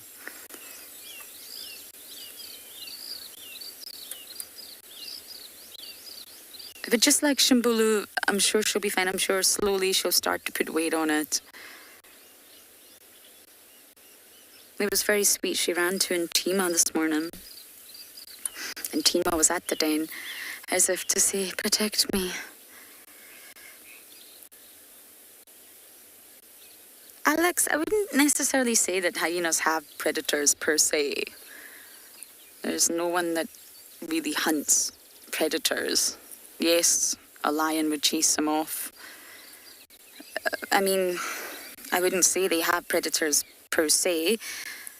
I think if a lion or lions were to approach right now, I mean, Ribbon would still run. She's still mobile. She's just limping quite severely. I don't think a leopard would particularly scare Ribbon. The worry would be other hyenas. And they wouldn't... It's not that they want to kill her in terms of to eat her. The worrying would be other hyenas for sure. But I wouldn't say hyenas have got predators. But she's vulnerable. Yes, of course she is. I don't know what she's done. But there's open wounds. So it's not a case of getting her leg stuck or someone biting her leg. There's open wounds on that leg. We had a look this morning. Oh, Ribbon. And this is why we don't find hyenas during the day. It's too hot now. It's too hot for that den to be active. There's no shade around the den. And she's just come. We're on Rebecca's Road and she's just seeking shade. We're next to the drainage. It's quiet. The ground is probably cool.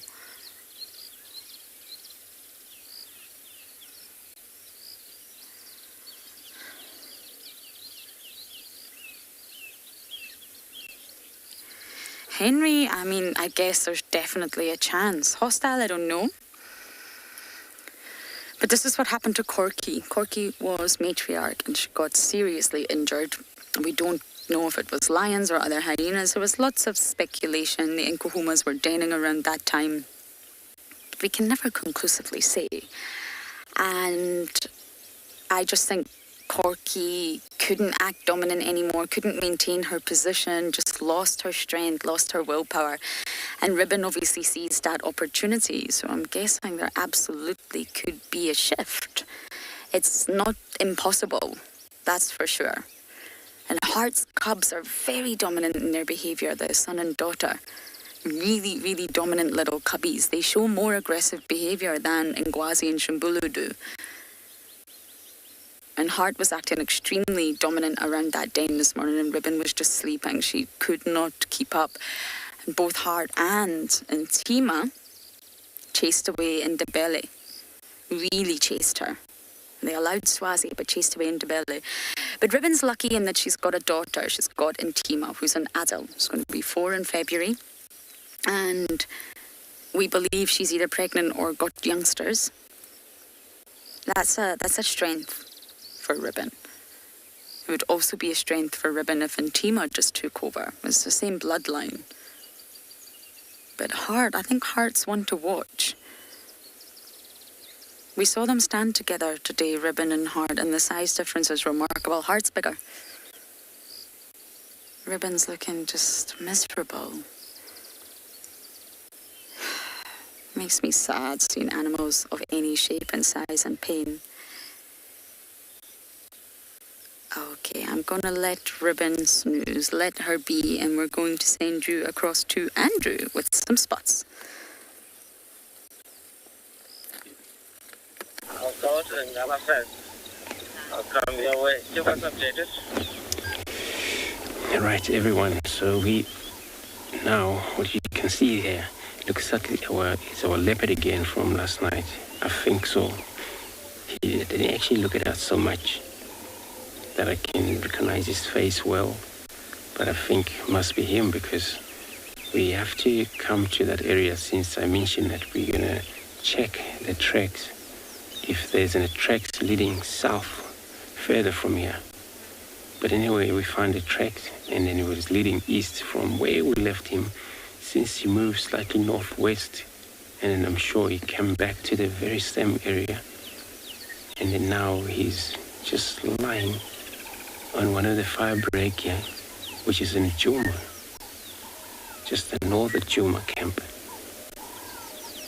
boundary Bevlishoek. So it's,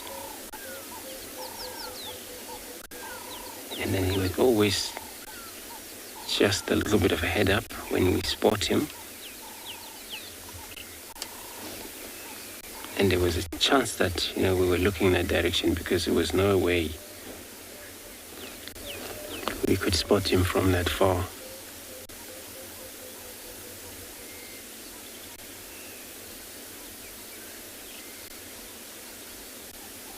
Then it doesn't look like painting so much anymore.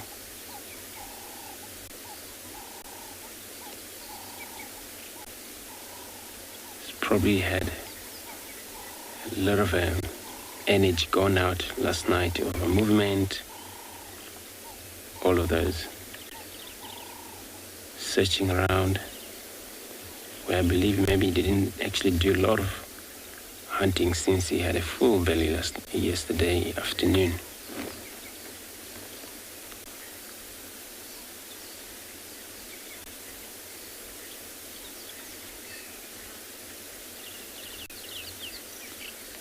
But he loves it there, so much tall grasses, and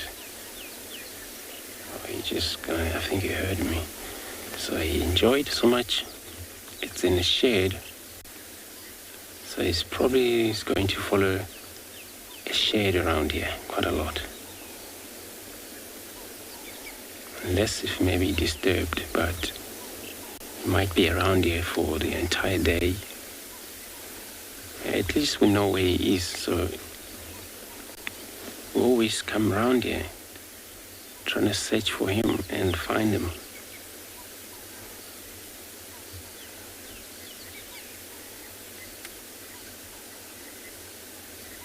Which is always, so important. So if it's possible, where was a sighting yesterday, or in the morning, the next drive you're gonna go, and then where you're gonna start. And if you don't find it, you always just plan on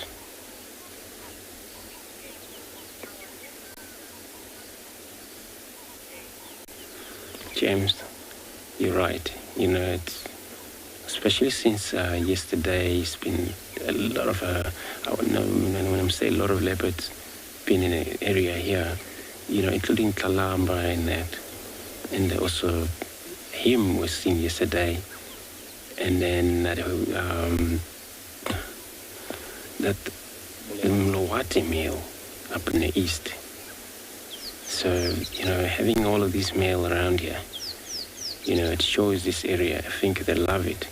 And the attraction for them, it's all about other females, because dominating for them, it means,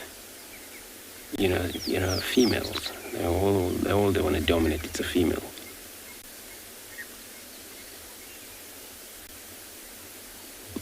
So understand so much of now a new antelope born and already running around here. So a food source could be one of those second attraction for them to be able to be around in an area where it's a lot of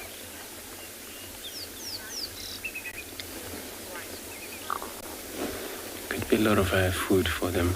So I'm gonna stay put here unless if I get pushed by other guys wanted to see the same leopard. But otherwise, let me send you over to a Busana with his frog.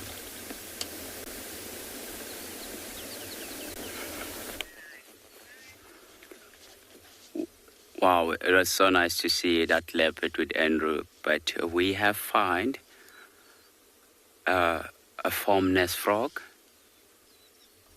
or it's also known as a grey tree frog. Because have a look on its body, it's quite grey. So sometimes, but now you can just see that it's more white than grey. So sometimes in a hottest day, they do change the color and become even more white. It's exactly the same thing that, like humans, if it's in a hot day, you will put in the sunscreen to protect yourself. For them, they change the color to even more white in the hottest day. Like today, it seems like it's going to be a nice hot day. So it's where it's going to spend time for the rest of the day. Then as soon as the sun goes down, then it will hop down into the grass and look for food. Because for it to be moving around this time of the day, a lot of predators are quite active, so they might see it jumping around. So that is why they prefer to move around at night. So at night, as soon as the sun goes down, they will go down and look for the insect. Now, because the snakes are quite active, most of the snakes are looking for food. But some of the snakes are also active at night, but there's not a lot of them that are active at night. So this time of the year, these formless frog, they do make a form just above the waterhole or above the pen system and lay eggs inside. But this one, it seems like it's not too close from the waterhole.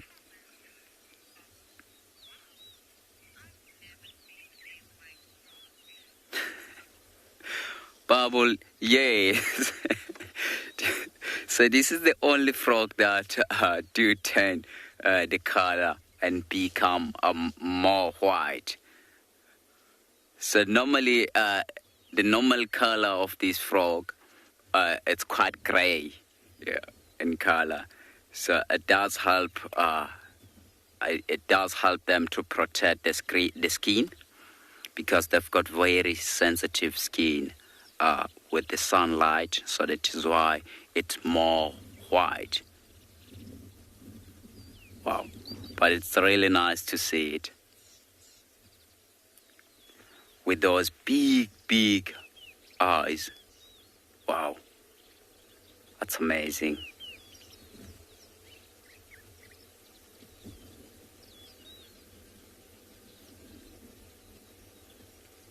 To be able to spot that, you have to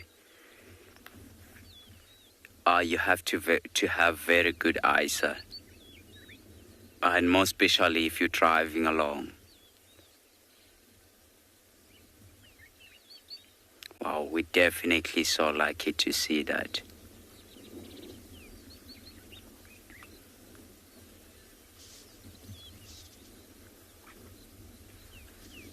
So sometimes you'll see there's a snake that normally go up the trees quite often, which is known as a vine snake.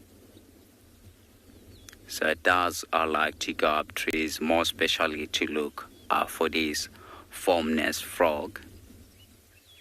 Sorry, to look for this, yes, it's known as a formless frog or grey tree frog. You can see it's chosen a very grey tree to sit on it. So I think from here we're going to move on and try find ourselves a cheetah. I think while we're searching for cheetah, we're going to take you to Andrew again with the leopard.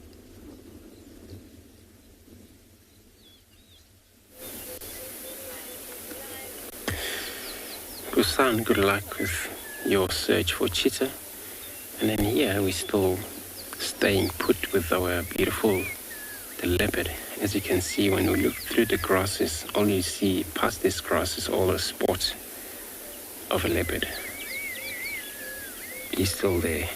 So we're trying to zoom through his face, but I think not much that we can see over him. On his shoulder, in that.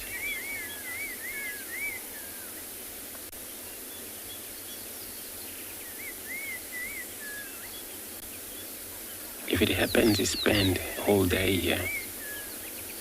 And then definitely he will get so hungry, and the next time he does movement, which is going to be probably a late evening, then he's going to be hunting. Where though I've seen leopard, interested on killing the second prey, even though they have their own, the first prey on a very same spot.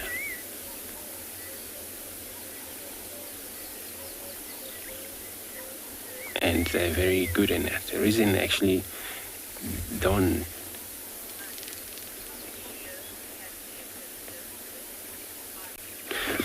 Ali, so you want to know how long leopard can live for. So in the wild, anything from 16, where females most can reach up to that. Male, if they do, then they're lucky, but they have a lot of fight between, a lot of these territorial situations happening between males, and they fight strictly hard.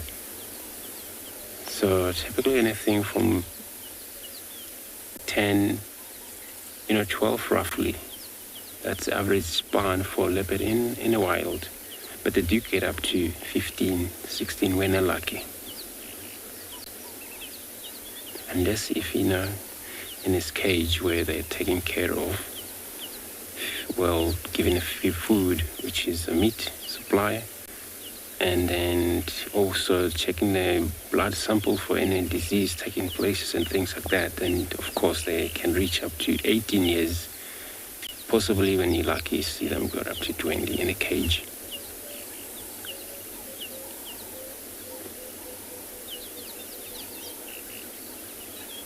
So we're just about to look around again.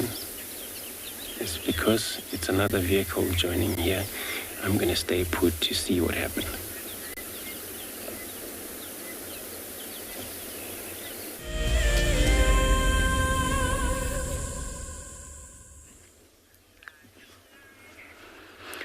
So we still sitting with this formless frog next to us, and there's some zebras in the background there. That's how Abby are walking away slightly. And earlier on, they were drinking there. So we're going to sit here and listen to the sound of the nature a little bit.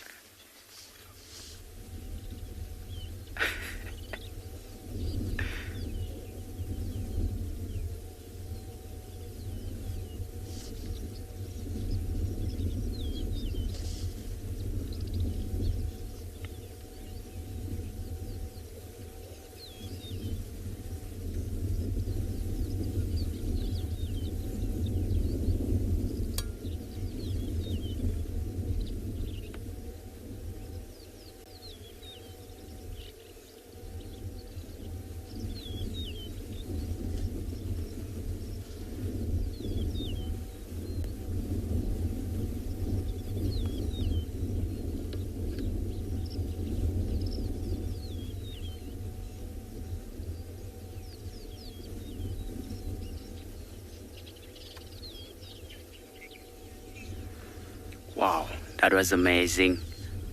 Did you see the zebra chasing the warthogs away? And those two zebras were busy playing along there.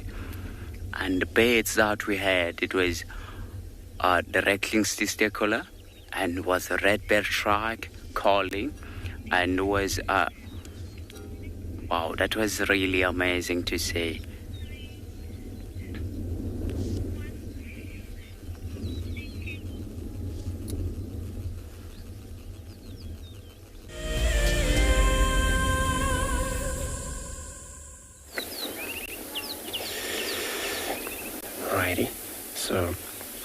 we're still sitting here put, hope to find or get to see the leopard moving or changing other position, look different way, because I think he's been sleeping there one side way for a very long time. It happens, he might actually maybe switch or maybe look away from us. That's going to be bad because we can't go on the other side because it's the bushes.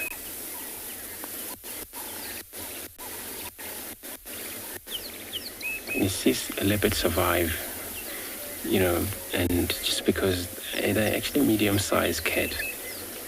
And then of course for them to be able to survive, since they're actually so small and they feed on anything they could in terms of catch, food, they can spend time, you know, crunching through these shells of tortoise, land tortoise, and they would feed on sometimes these lizards, giant plated lizard, sometimes possibly jump into a shell of water, come back with a catfish, and then of course they would feed on birds, tiny birds, and these francolins, these guinea fowls.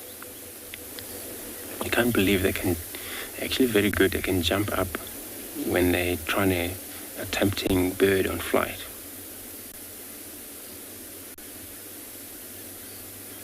So it's so much for them, especially this time of year where land snails are out there, and of course birds, all ground nesting birds out there. You know, a chance for these birds to be pounced and get killed by many of these cats. But not only the leopards, that including also these sable, caracal. So they have a lot to actually able to get for their own survival. But it applies the same with the lions. And the worst part is that isolated males or female that she's not actually a bride. And then it happens that she will either suffer due to a lack of hunting. It's actually not supporting her well, that maybe every time, because the hunt cooperate, they were able to corner the prey species. With the car you just heard now coming in, it's actually Djuma vehicle responding to this Ngala. He may have had a talk on the background. So this is what this animal do for their living. A leopard, they are very solitary animal, where for them hunt, and that's why they have to make it possible, even they don't get the big game like antelopes and things, scrub hare, those type, you know, it'll, you know, suit their life for quite a while, a few days sometimes, just to get an energy, continue hunt until they succeed on the big prey species, where then they're going to spend a lot of time when they get impala down. Impala will feed such a male like this for at least roughly 4 days. Remember, feeding also method is different to lions. What the lions do, many times they don't pluck off the fur on the skin of animal, where leopard does. And they have a lot of that chance, because I think it's because they are solitary animals, and then all they got the food of themselves. And you see them pluck off the skin or the fur on the skin. Not all of the fur, some of them have been swallowed. But they have corneal teeth. So those teeth, it works, they're actually very sharp. And they can cut through rough skin. They can cut through soft bone, these ribs, and the flesh as well. And they still leopard feed sometimes when they start from the backside.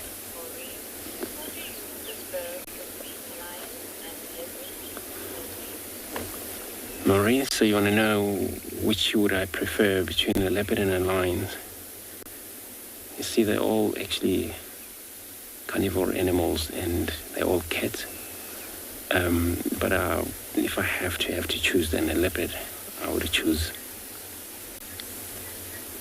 So the reason is because of, the way I just explained, for them to starve, unless if they actually have a problem with walking, then it's going to be very difficult for that leopard to be able to support her or himself getting to feed, because cannot get a support, and they don't stick in a group. Where those is in group, of course they would help each other, but helping even in the lines, if a single lion or lioness has broken its leg, cannot able to keep up with the pride, they're more likely to leave her behind, carry on with the activity for the night. Whenever they kill out there, they don't bring it anything back to their partner, who is now struggling to walk. So, but they will return back, but with an empty package or anything like that. That it's all about maybe checking if she's okay or he's okay, still alive. Can he now or she can now join us? Can she move? That's all the checking. If she then cannot move, eventually they would know that maybe she won't make it. She won't make it because they will be able to check the condition. Then she won't make it. But they will move out sadly because now it's probably that they know for sure she won't keep up in the pride anymore. And then later when they return back again to check, or the results of maybe she either died, and that's where they will make sure, well, I think we forget now about her. Let's move on. So in lines, that happens. With the leopard, here what you see, since they're actually solitary animals, males, he doesn't, and not actually cooperate, feed or hunt. Everyone would hunt for their own.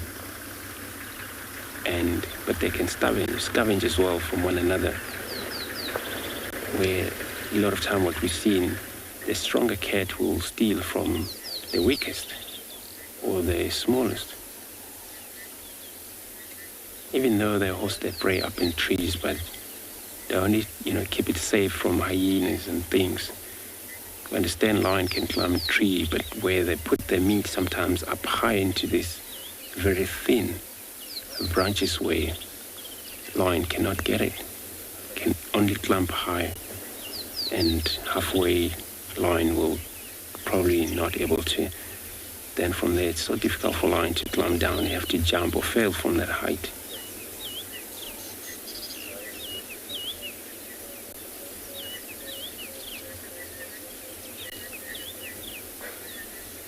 There's now 2 vehicles here that joined us. And I'm sure we'll have another time to spend with them. Unless if there's a lot of other company coming to join. So I think let's take a moment of silence, just to hear what's calling about around this cat.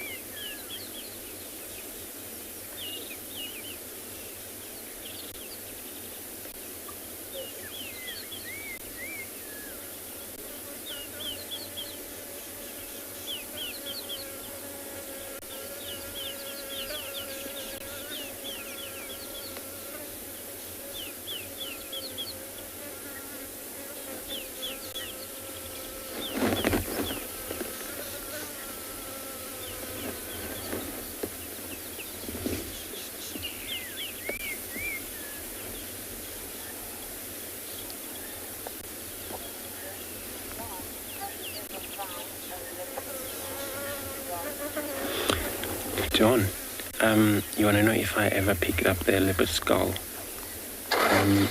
No, but a friend of mine did.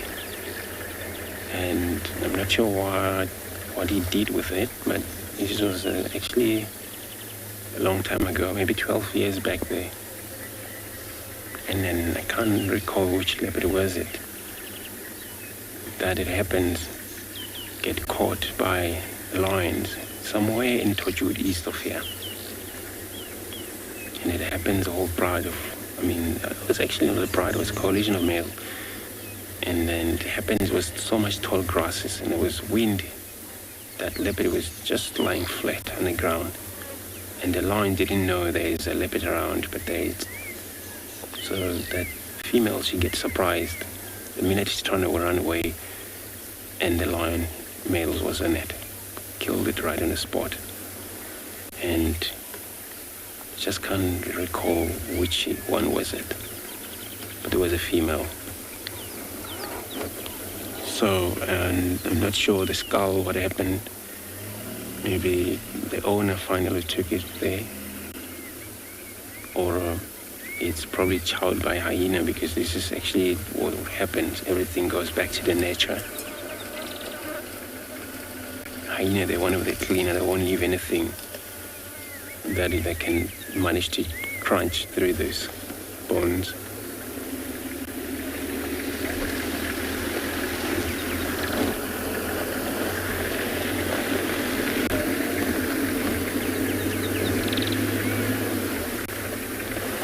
So now what you see here, now I see the sun is going to now penetrate through that spot where he is right now. So there's a chance maybe we'll see him shift a bit, follow the shade, but if he does this time, I'm afraid he might actually go into this thick covered there. So let's see what is going to happen in the next maybe 30 minutes or so.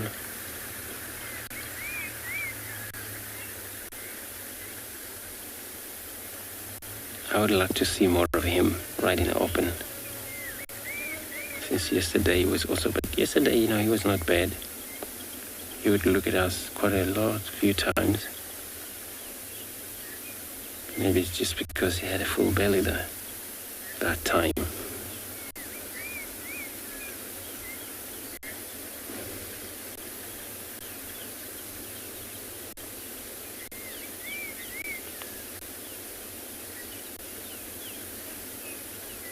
When you see leopard hunt by daylight, it's when weathers allow them to do that. And cloudy, or this type of morning, it's not actually bad, where the grass is high, and they will use advantage of these grasses to actually crawl through closer to prey species. Where now they need to be careful if the impalas more they sometimes mainly stick in group also in the open area. Where this time, because it's already signed up, and then it happens, impala, they will probably in a little bit of a brush, bushes. Since once they're not actually alert to anything that can happen in that time, and that's where they get surprised. But in the open, it's got to be a windy day, and then finally you see them run around, because it's also going to get confused impalas when it's too wind.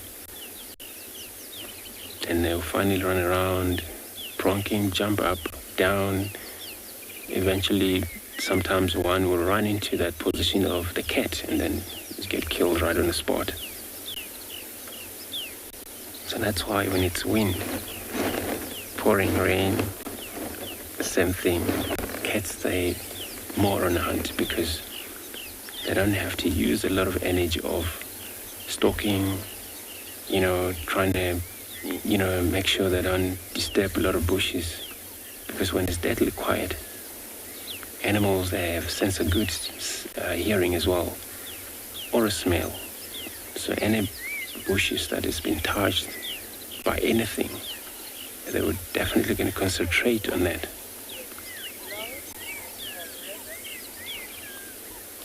So we're going to stay put here. I'm going to be sending you over to a Lauren.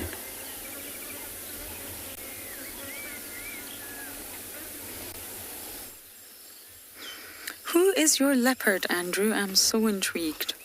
We have a skink. It's not often we get skinks on camera. I must say they're very common out here, but they're normally very mobile and darting into crevices and dark, cool places. Now, this is a striped skink. Oh, my goodness. I think, you're welcome to tell me I'm wrong, but I think it is one of the more common ones out here. And skinks in general are sort of a family of lizards. They belong to the lizard classification. And I'm not sure how easy it is to see, but they've got very shiny, smooth scales. Whereas if you compare to the rough-scaled lizard that we see, the scales are very prominent. But here they're very, very shiny and smooth, and they've got very, very strong legs. They can climb, they can move incredibly fast. They're equipped for escaping predators because they're the perfect size for a delicious snack for many of the predators out here. Now, as do all reptiles, I know I say this, they just jump from shade to sun to thermoregulate. Too hot, jump in the shade. Too cold, jump in the sun. It's a very simple life. And they have an internal mechanism that will instinctively know when that temperature is dropping in order to create a response to move into the sun and vice versa.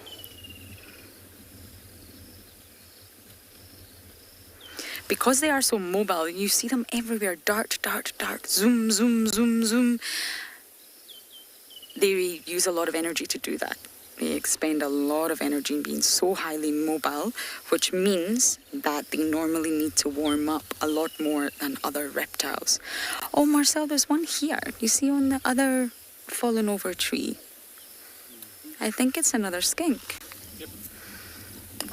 Down. Oh, there's another one. If you go down as well, there's actually another one. I can see 3 then. The one further looks like it's lost its tail.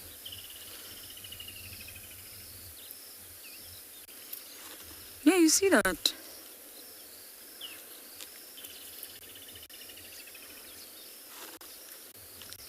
It has lost its tail, hasn't it? Or at least the tip of it. Sassy Cassie? I'm not sure if that was the correct name, but you're asking the difference between geckos and skinks. They're different species, they're different groups of animals that have different features that belong to the reptilian order. Now, geckos are very unique in that they have specially adapted feet. Let's just take the house gecko as an example. The skinks definitely don't have this. They sort of have scancers on their toes. And these are tiny little pads that help them not only to climb walls and get in all the awkward places, but they also contain hairs. And they can detect sort of... the hairs allow them to gain traction on the surface that they are on, which allows them to be excellent climbers. You'll see geckos hanging upside down, defying gravity, and it's because they've got these special pads that are called scancers on their toes. And it's basically for traction, whereas skinks, they'll have mini claws, very small little claws, and they've also got really spiny scales on the soles of their feet. And again, this helps with the surface, the substrate that they are on, rough bark or rocks. But they're just different groupings in the reptilian world. Skinks generally get much larger than geckos do.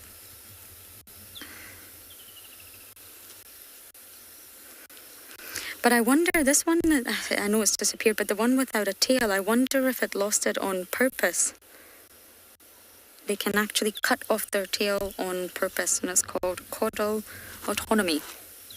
I wonder if that's what happened.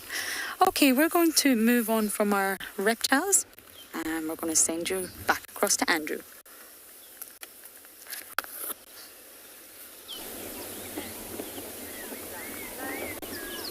All right, everyone, eventually our leopard is up. It's got a lot of ticks. His neck, his ears as well.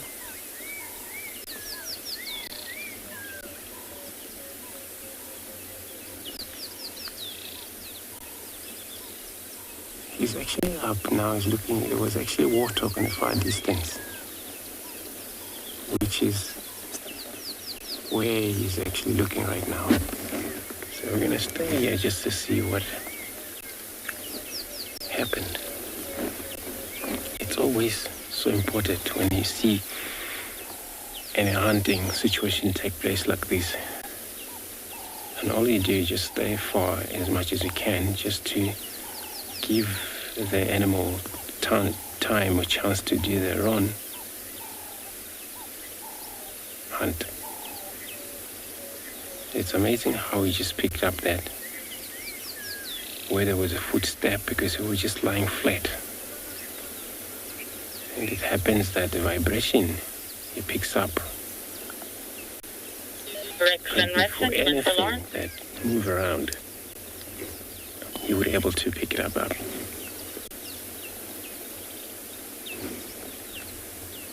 So now hunt by, hearing or sight or smell. That's what it's key for cats most. Here what we see, the wind is not actually allowing him to do so,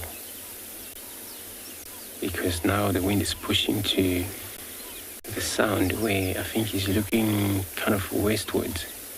It happens the wind will blow to the warthogs. And let's see if we can see the warthog through the bush. But the warthog, it's actually now, I would say right in front of my car. And let's just take time here, because if we ever move, then we're going to disturb both animal. So he's going to go down flat.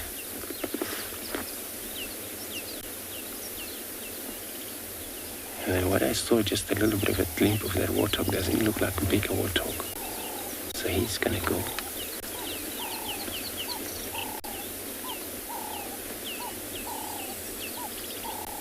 This is a serious hunter right now. So he's actually focusing on a target very much. And when they're on a hunt, it happens sometimes they step on ants, these matable ants which they bite, and they wouldn't mind so much of getting bitten by one of those until they out of that side. Because every time they move too much, then you find the prey species is so close to that animal.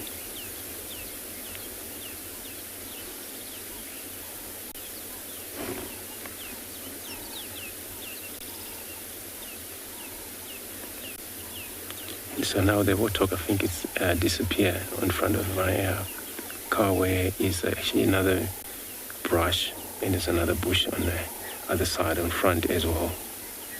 So we're not sure if that warthog was still making its way across.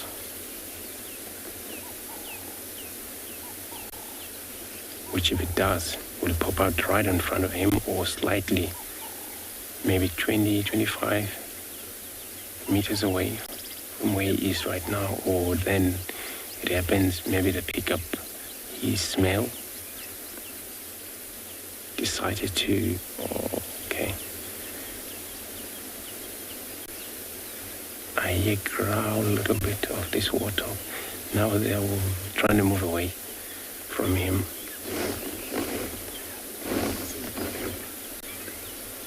I can see it in my eyes, but yeah, it's difficult to put in the frame. So warthog is running across from the other side. Let's hope it's come out there, but it's now actually, I think, noticed there's a leopard around here. But all I hear was this little sound they make, Warthog. Kind of snort pretty much. And then as they avoiding the area.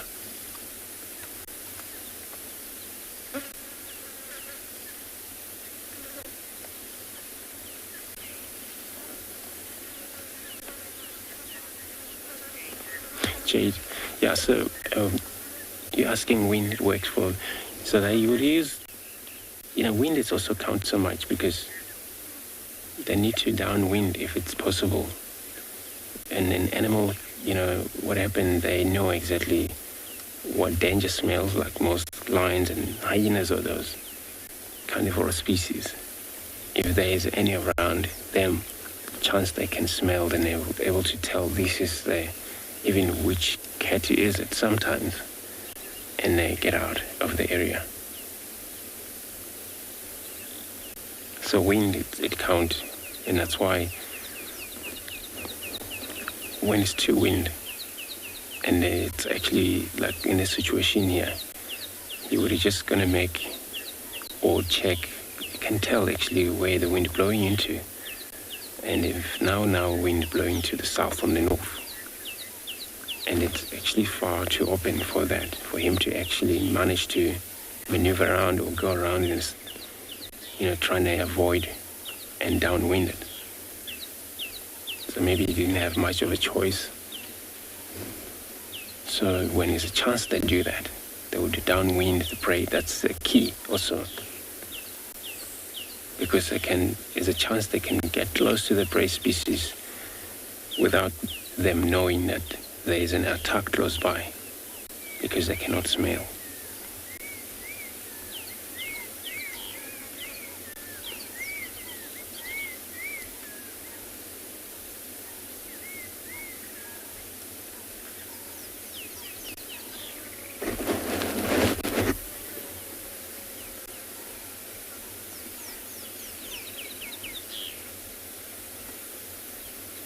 He's still checking out. You've probably been in kind of situation there where you see a few animals run across and then you expect to see more of them coming in. It happens they might come maybe at least towards him or further from him. The Warthog, they're also one of the animals that move in group. So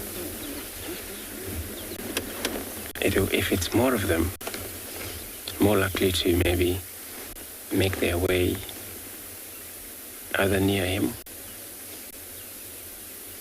or we're just gonna see if then he's gonna check nothing will follow it. It was the only one.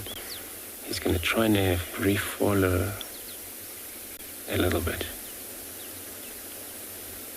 Stretch.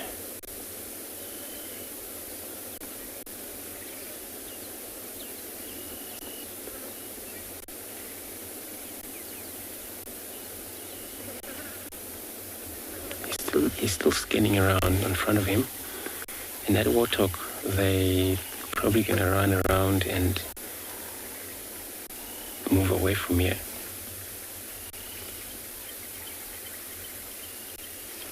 But the Warthog, they're one of the animals, so they have their wind pipe in terms of suffocation, where the cat, leopard, killed by suffocate, and the windpipe it's actually allocated very in the thick muscles where it's not sometimes easy for penetration through the suffocations. So I'm gonna stay put here again, and I'm gonna be sending you to Lauren.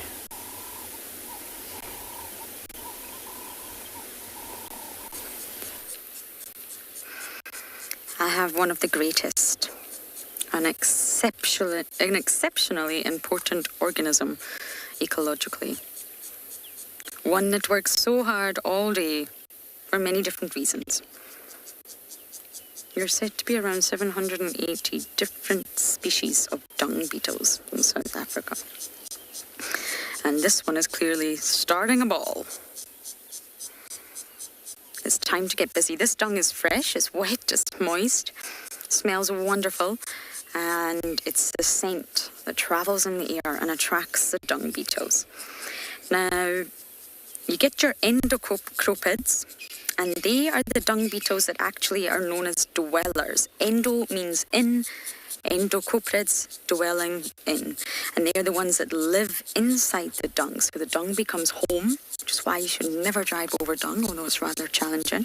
And they also breed in situ, inside the dung. Sorry. And then you get the paracropids. And they are known as the tunnelers, the ones that tunnel, bury dung directly under their dung, and this is for their larvae. Have we lost them, Marcello? Oh, no. So they are the ones that sort of help the nutrient cycle, and they actually bury their dung underneath the dung. So what you can't see happening. Underneath this big pile, they'll start to bury it, actually puts it into the soil, but they're using it as food supply for their larvae. Then you get the telecoprids, and that's what we're looking at right now. They are commonly known as the rollers. I'm a rolling. And they roll the dung balls and take them away from this pile. So they take them away from the original site of the landing site, should we say. And this is either to eat them or bury them elsewhere, which is sometimes what they do, using their hind legs. Look at this, remarkable amount of power. And then you get the kleptocoprids, and you can all guess what that one is. Kleptoparasitism, to steal. They will steal balls from others in order to lay their own eggs. Endo, para, tele, klepto. 4 different types of dung beetles. Look at them go! And they all do it for different reasons. I love small little sightings like this. They're so meaningful. So we're going to enjoy watching this guy work so hard. And we're going to send you across to Mike with the giraffe.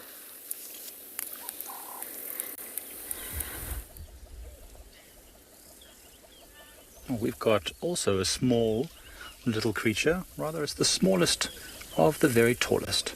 It's a young giraffe, part of a group that's coming down to drink here at Leopard Dam. So good morning, everyone. It's a bit of a late start for us this morning. I'm Mike Anderson, behind the camera is Seb, and you've joined us here at Eco Training's Pridelands Conservancy, where we've been on some wild goose chases already this morning. We're not looking for geese. We've been looking for lions, leopards and buffaloes, and they've been giving us the real runaround. Every time we get a glimpse of one, it seems to move off to the other side of the bushes, and then we have to go around. Anyway, we decided to come and take it easy and come sit by the dam and see what comes down, and we've been rewarded with this lovely journey of giraffes that's just arrived, and it's consisting of at least 2 females and a calf and 2 large males, and I think I see another one approaching from the distance which also looks very tall, could also be another male. So perhaps there's a little bit of a competition here between these large males for dominance of one of these females. Looks like 2 females. One of them's got a calf already, but it might be about time for it to start thinking about mating again. Maybe a bit early. Speaking of mating, we were so fortunate yesterday. It was such an unfortunate thing that we had to cut away, but Seb and I got to witness an elephant mating yesterday, which was the very first time for me to see something like that. I was absolutely in awe of how the whole herd became very vocal and excited. It was really interesting to watch. Much like when we watched Seb this giraffe's mating. That was also very interesting. A lot less of a group activity, more of a one male pestering a female. Might even have been this male right here that's feeding. And there's one female trying to drink as well, using that very awkward giraffe, wide-legged, forward-leaning position, which is not comfortable for them. I'm sure it's not comfortable at all. It's also fairly dangerous, especially if there's predators around. Hopefully there are some here and there, which we'll get to see at some point soon.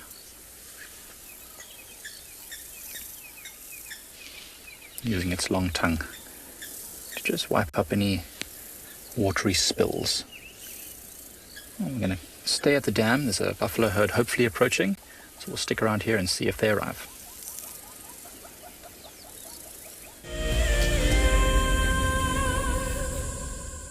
Welcome to my car. This is Wendy, and she's my favorite. She would love to have your name engraved on her so you can be with her every single time she goes on a safari here in Djuma. If you become a WildEarth explorer, you will have the opportunity to buy an engraved tag which we will attach to her. We will make sure to send you a digital picture to show you exactly where you are sitting on her. You will have front row seat in every single sighting. Guys, just watch what's happening. See, watch the elephants, watch the lions. See, the first ones to run are the cubs. Can you see them? They are right here. I'm not sure how scared you were, but I was quite nervous. But absolutely incredible. Expect the unexpected here on WildEarth daily. Have you been watching WildEarth and dreamt of being right there on safari with one of the guides? Well, now you can. WildEarth is offering you a chance to buy a ticket to dream.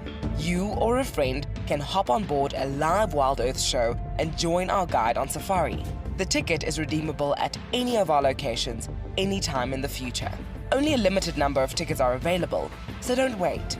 Get your ticket now and start dreaming. Terms and conditions apply. My name is Ross and I'm a field guide at and beyond Djuma Private Game Reserve. I love getting questions from guests on WildEarth because I love sharing and learning information about nature with new people, and it also makes me feel like you're all joining me in real life. If you want to ask a question on WildEarth, then you need to register on our website. Once registered, go to our live safari page and submit your question below our live feed.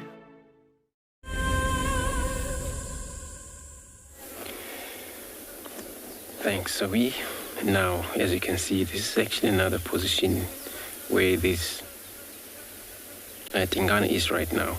So I think he lost trust or interest on following on that Warthog's probably actually ran far now. I think that Warthog's probably saw him because he was up, his head was up all the time. The only time he actually lowered down. I think this is where, before the Warthogs come to the, closer point of him. Yawn. You might actually get to move again.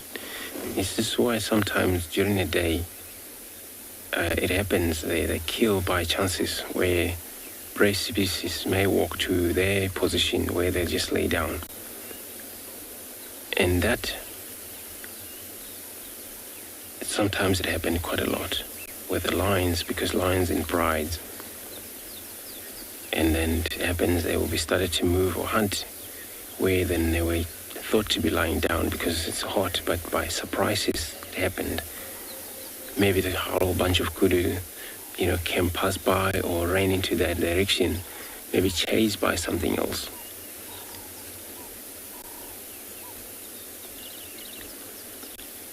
So now you would be, hunting also communication, it involves birds around here. The birds can sometimes, they concentrate on birds' sound. If now, because birds also, they have distress sound when they see danger. And then if there's those birds making this sound out there, or impala snorting from the way distance, show this kind of, maybe they're threatened. You would be so concerned about that, knowing that it could be another enemy out there who are hunting them, who could be, then he will be very much interested on investigating, but carefully when he does that, because it happens maybe it's another male leopard, or it's a female leopard, or it's a lion.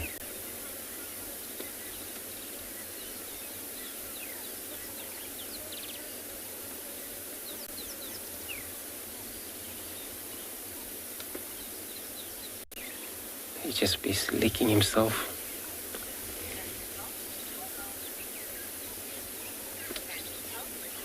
Kind of float. You want to know how many hours this leopard can sleep for? So he can sleep for anything 16, maybe 17 hours, possibly 18 hours, depend on what kind of condition he's at. If it's maybe his full stomach, he doesn't actually get disturbed by anything, and then he can just lie down for a long time.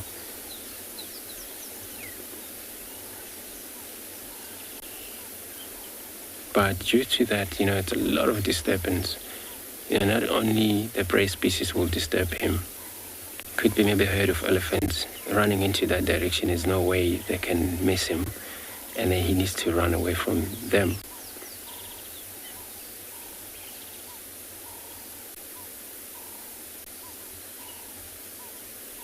So also you need to stay away from the other big cats as well, which is a lion.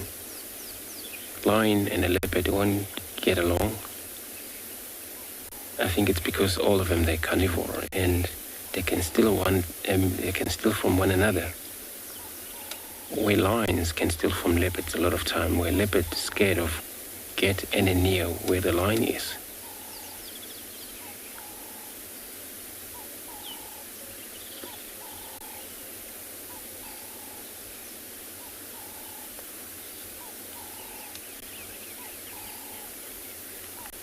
So I'm going to stay put here. It looks like just myself at the moment, which is great. So I'm going to be sending you over a Lauren with her elephants.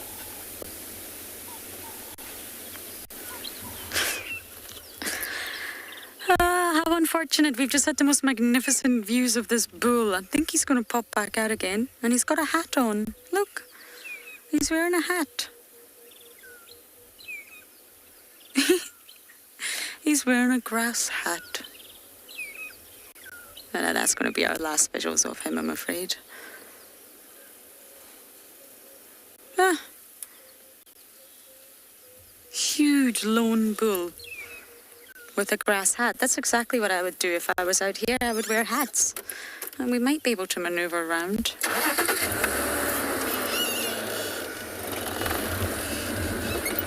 He's got quite a unique odour to him. I wonder if he's starting to come into must.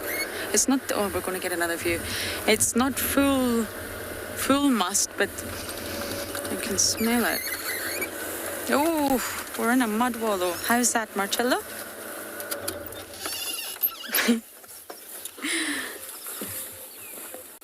You've got to keep your grass hat on, boy. It's just fabulous. Oh. Look at that, perfect. I thought we were going to lose him and he comes straight to the wallow.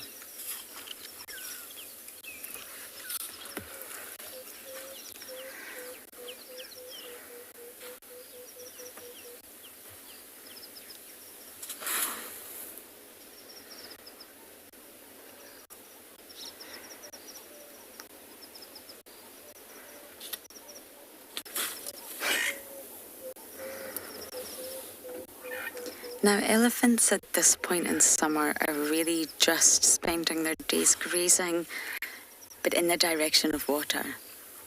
Grazing water. It's really important that they stay cool. Mary Ann, you're so right. Very fashionable. Top of the line. With his grass hat. He was just walking through the thicket with a hat of grass. It's brilliant, but yes, uber fashionable.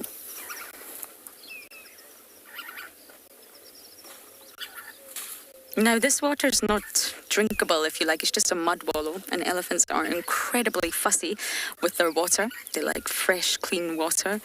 So he won't drink this. He's literally just using it to cool down his body. Elephants really can risk dehydration, believe it or not. Even although they're so large, they need copious amounts of water. Not only from the sun, but from their cooling mechanisms. Their digestive process uses a lot of water.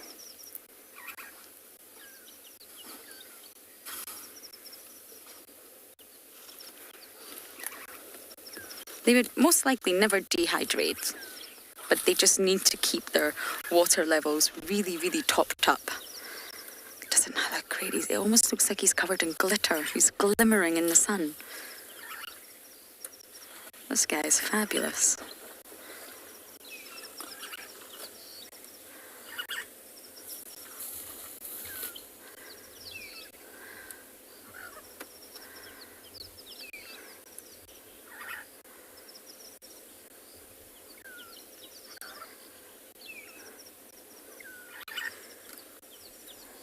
Marcel predicted earlier that today's going to be a scorcher. I think he's right. The heat already. And it is 8:15 in the morning.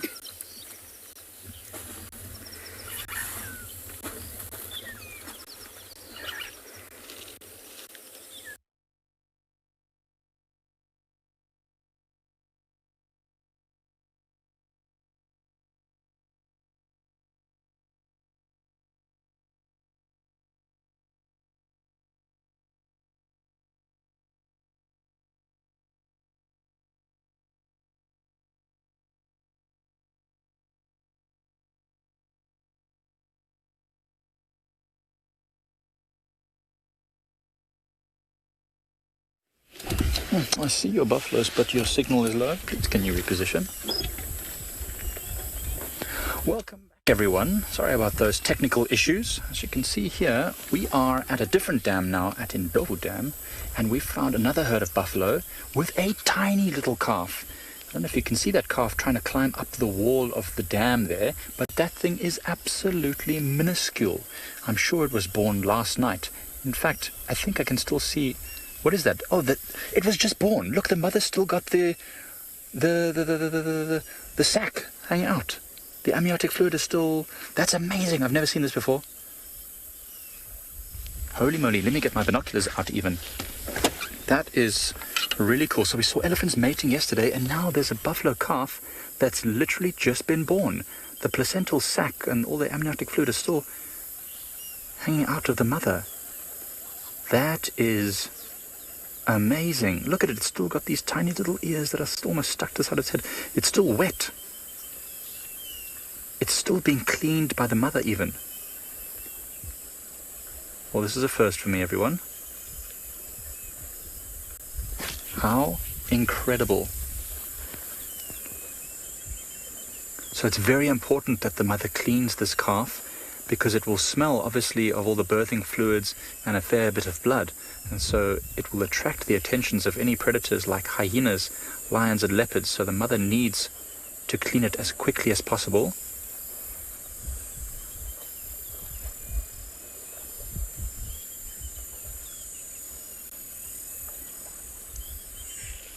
And that birthing sac will eventually fall out of the mother, and it might even find that that gets consumed as well to reduce the evidence. Wow, that is really, really special. The rest of the buffaloes are in the waterhole right now, having a bit of a bathe and cooling down.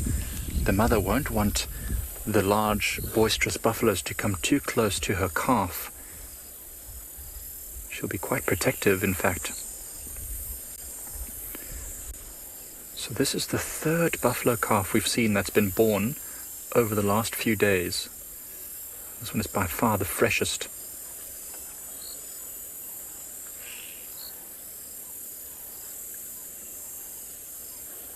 Look, it's not even steady on its legs. It looks like it wants to fall over. See how the mother's constantly surrounding it, moving back and forth and cleaning every single side of it. There's another young male buffalo approaching. Let's see how the mother... Oh, she placed herself so that the baby could find her udders. Might be having one of its first drinks in life. Wow. And it's so important. That first drink of milk has all the good bacterias and all the things that the baby will need to make sure it stays strong and healthy in these first few days.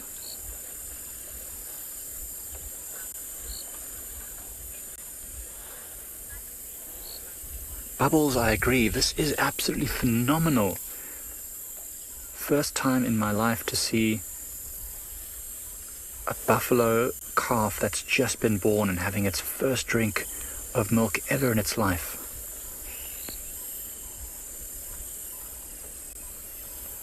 Oh, now that it found the udder, it's not letting go easily. It's amazing how the instinct is there, because, of course, that calf has just been born, and it has no idea how to drink milk. I mean, it shouldn't have any idea how to drink milk, but as soon as it's presented with that udder, it already knows that, oh, I should drink this. Instinct is amazing. Oh. Look at that, straight again for the udder. Uh-oh, Mum's going to walk down towards the water, which is going to be a bit tricky for its little calf. Look at it. Looks like it's getting a bit of confidence now that it's tasted milk for the first time. Now it knows what it wants. Oh, cute. Look at it. Those little tippy taps.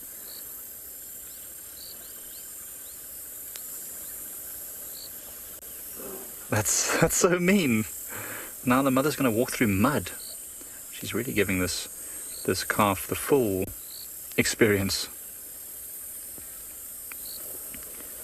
Here comes a male coming over to sniff and investigate.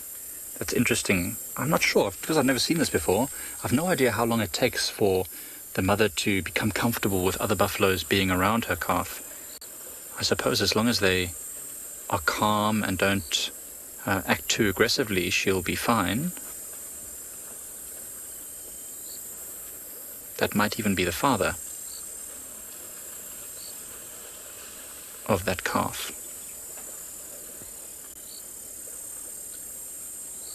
We can't see it right now. It's behind all the rest of the buffaloes, but there's another tiny little calf on the far left there, Seb. I don't know if you see that. The far leftist buffaloes, there's another tiny calf over there. Also looks like it was probably born last night. A similar age to the one we were just looking at. This mother doesn't have the leftovers of the afterbirth hanging behind her, but it's also got a very pink umbilical cord, still got those floppy legs. I think it's almost the same age. I wonder if there's some sort of... Oh no, just got pushed by another buffalo. Look at that. This other buffalo is like, oh no, what is happening? What's happening? That other female just threw that baby up into the air. And the mother seems to be doing nothing about it.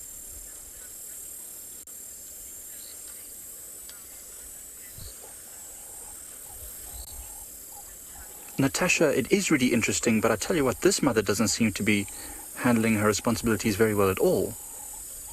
It just let its baby get thrown up into the air like a rag doll. I wonder if it's a new mother. Well, like its first calf maybe. It doesn't really understand what it's meant to be doing. The calf is just lying down. I hope it's not too badly injured. Wow, that was... Oh no. The mother's being chased away by this other buffalo. So you can tell that's the mother. I can see a little bit of the afterbirths just hanging at the back but underneath the tail, but the calf is just lying down now in the water. I really hope it's not too badly injured. It's a very strange interaction. So now I know that buffaloes definitely have a sort of hierarchical structure. So that might be a low-ranking female.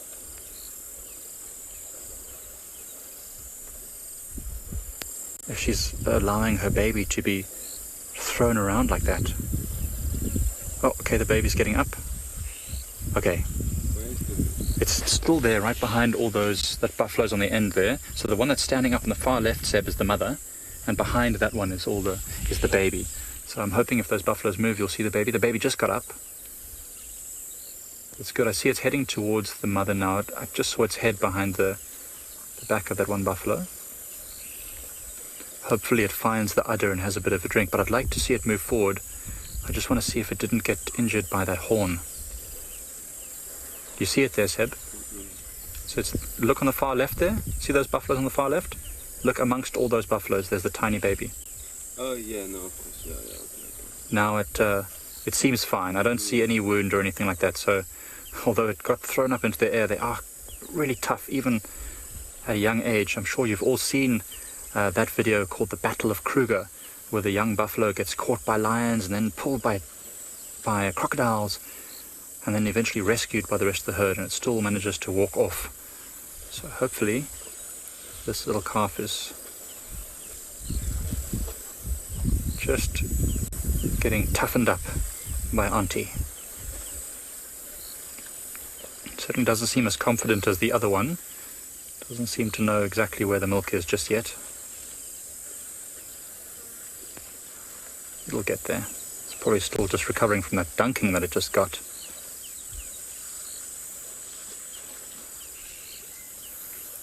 It's in the right place. Probably because it was splashed into water, it can't smell very clearly anymore. And I think that's the main way that they find the udders, is by being able to smell them. But I'm sure it will get there eventually. What an amazing, interesting sighting. Well, I think we're going to stick around over here just to see what else develops.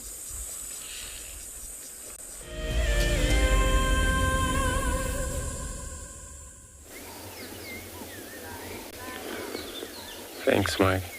Our leopard now went very flat, as you can see, where the grass is wagging every now and then. He's right there. And then if you ever look away and all of a sudden you don't see him or nothing, you would think maybe he's gone. But, we were too sure that we were keeping an eye on it. So he's still there flat. And until he actually shows up again his head. This is when maybe you want to check around for safety, or maybe if he is not too sure what noise is taking place around, what is about. Or when he change place to another, because, the sun is still moving through, pretty much. It's probably going to hit that position where he is right now. So it's probably going to shift into the middle of this bush.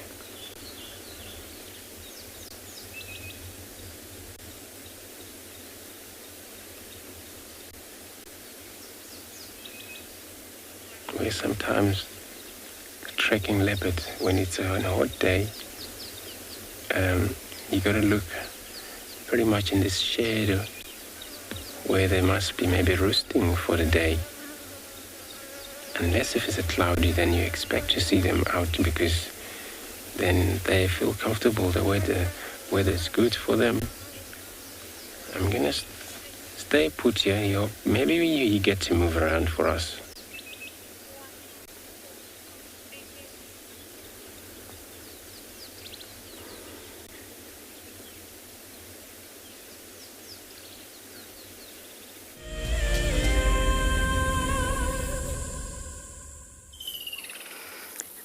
You're about to see a very young calf, handful of weeks, if not a few months, very young.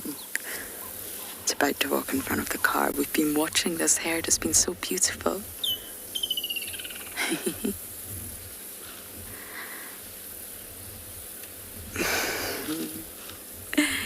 That lone bull we had, it was magnificent. We were with him for a long time before the power went out. We've got load shedding here, and he actually came across this herd just by coincidence, and he went up to them. The females reacted because they've got two very young offspring, or three, I think. Marcel, you saw three, right? And he had a sniff around. He didn't see he didn't find what he wanted, which was a receptive female, and he just left. The bull's gone off, and this is just two females and their youngsters. And they were all huddled in the shade, and they've definitely got two that I could see very, very young calves.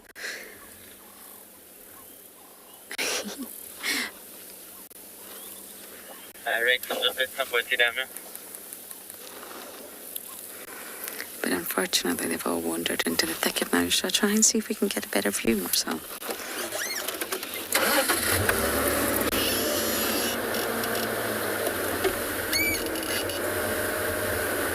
And here?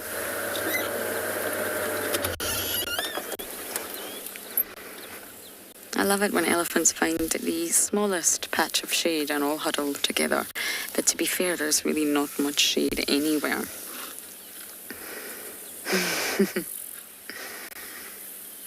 When the calves are this young, the mothers really, really don't let it separate by about a meter. Any further than a meter is too much. They either walk underneath the mother if they can, or right next to the mother's side, and she'll walk very gently, very slowly, very cautiously. They won't let their youngsters be left behind.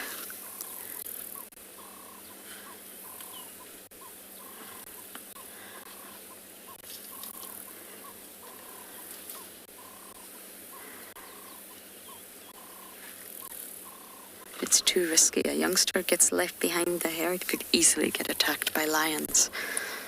That would be the opportunity lions would wait for.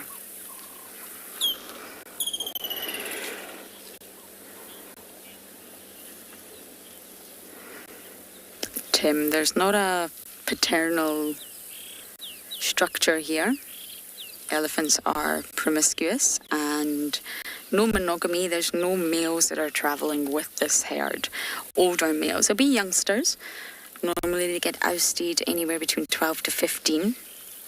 By 18, definitely, they will have left the herd to live a nomadic life or a sort of bachelor herd life, whichever they prefer or whichever they come across. And there's no males in this herd that are above 15. No bulls. That bull joined them, but he's not part of the herd. He had a sniff of all the ladies, didn't find what he was looking for and left. So no, the calves absolutely do not know who their father is. I think we've lost all the elephants now.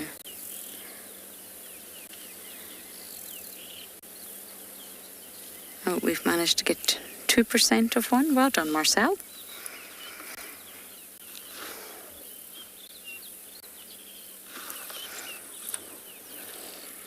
Okay, I think we'll leave these elephants. We really can't see them anymore.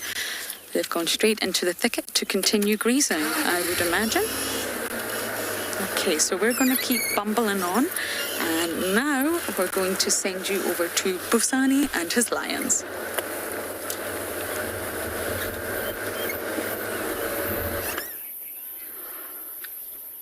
Oh, we have finally found these two male lions. But have a look, the all legs are sitting on a shade. It's a nice hot day today.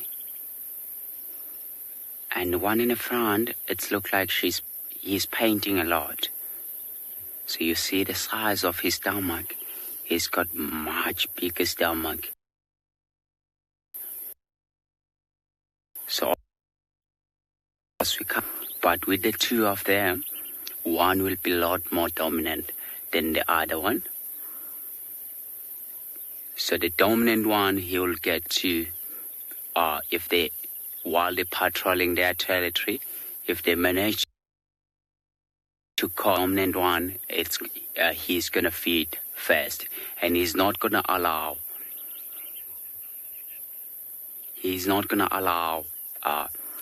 the less dominant male to eat with him. So there will be a lot of fighting. Although they are brothers, but they will fight. But have a look at the man on this one,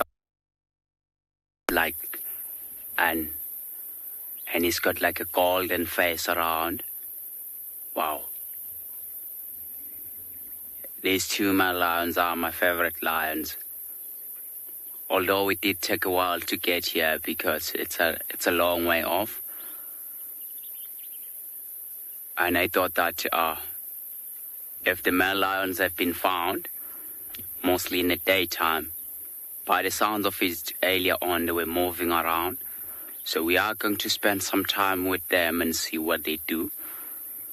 And as you can see that they don't put their head down, which means they might move again. And perhaps if the sun does get really, really hot, then they will walk into the shady spot.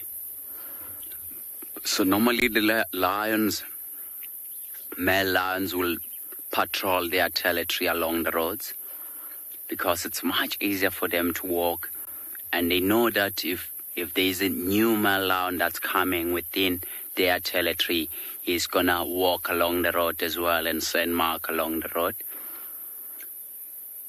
So then they will, the new male will then pick up the scent of this male, then and start the fight if these two males are. Bernie, yes, these are very handsome. Have a look how he's walking. Look at the size of him. Look at the size of that man. He's gonna perhaps send mark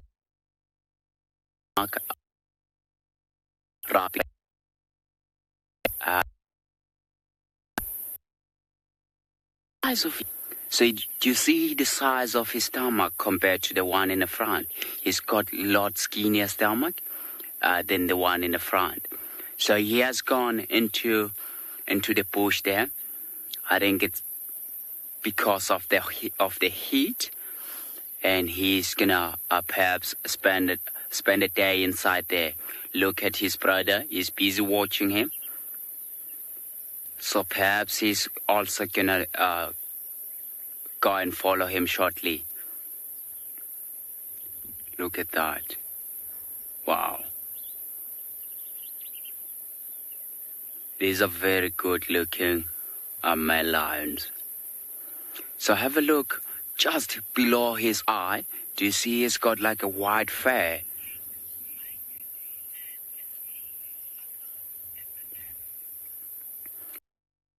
White fur onto their eyes at night so that they can see a little bit better than the prey species. So I think Mike has got the buffalo that are around the waterhole.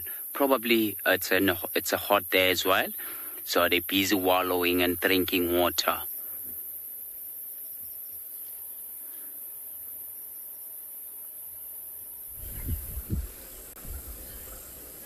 Oh, so we've got something interesting. We've got Tungsten, our favorite buffalo without a tail and with his tongue hanging out. Just came to sniff and investigate the calf, but it seems like the whole buffalo herd is now going to move off. I'm not sure what's caught their attention. Oh, Stampede, watch out for the baby. So the mother's standing still close to the baby, making sure the other buffaloes don't knock it over. I think there's another vehicle just arriving in the sighting that gave them a bit of a fright. I don't think they're going to go far. See, it's quite a spectacular event when there's a tiny calf like this that's just been born. Everyone wants to have a look. It was interesting to see that Tungsten, the buffalo that we know quite well, with his tongue that hangs out, he's got a bit of a damage to his bottom jaw, led the charge, sort of leading the herd away from the water. I'm glad to see that he's still got enough dominance to make the decisions for the group. So he's always hanging around with another group of large bulls. You just always assume that they might be their prime and that they're no longer associating with the herd, but this was good to see. Interesting, the buffalo with the afterbirth is the one with the blonde tail. You remember we saw this one, I think it was the day before yesterday, Seb, and we were pointing it out to everyone, saying how beautiful and blonde its tail is. That is the buffalo that has given birth. So perhaps its calf will also be beautiful and golden as it gets a bit older.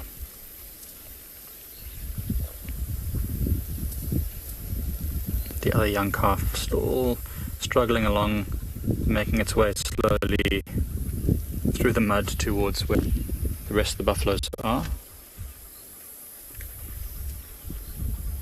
It's really, really amazing. And now that we recognize this particular blonde-tailed buffalo, we'll be able to follow it over the course of the next few months and see how the baby develops, how that buffalo develops as a mother. It's not easy to distinguish different individuals, so having that distinctive feature is actually really helpful for us. Wow, that baby is persistent. It's really just constantly trying to get to the udders. That's a good sign. That's going to be a strong and healthy young buffalo. I think if a buffalo calf is struggling to find the udders and doesn't know where they are and doesn't show interest in them, it's probably not going to survive very long. It needs to have that very strong sense of, how can I call it, like an urge to get to that milk. And they'll grow quickly and gain muscle very fast as long as they get as much nutrients as possible. See, just in front of that calf now is another big round-bellied buffalo. I think there's another female that's going to give birth soon.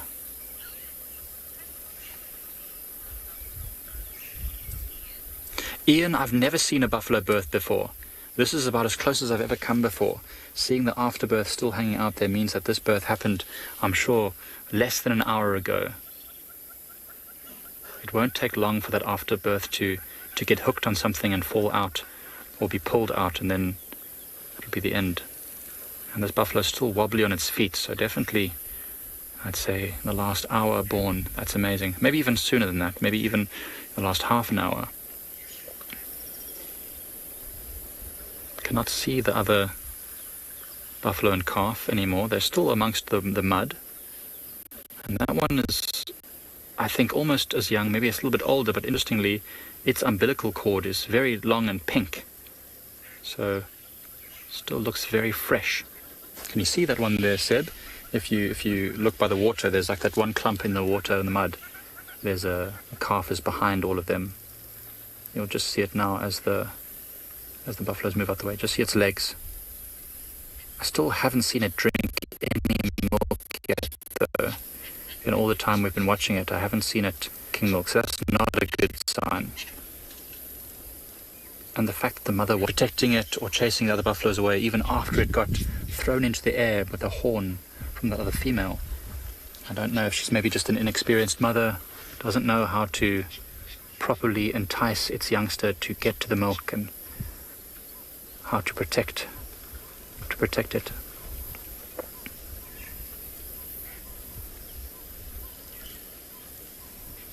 You see the umbilical cord there, Seb?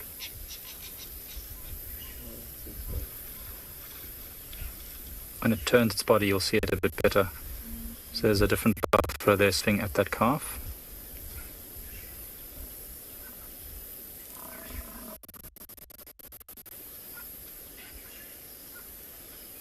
Very interesting.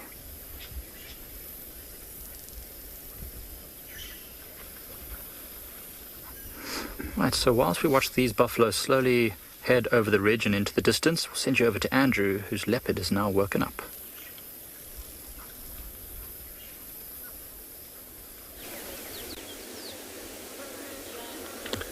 Thanks, Mike. Good luck with these buffalo calves. And then now we got our Ngala here, the leopard. Looks like he's up and busy cleaning himself. Which is actually, this is a good chance we may see his head again. As you can see, there's another vehicle that just joined. So we're just gonna see how we're gonna manage to zoom in and out through him.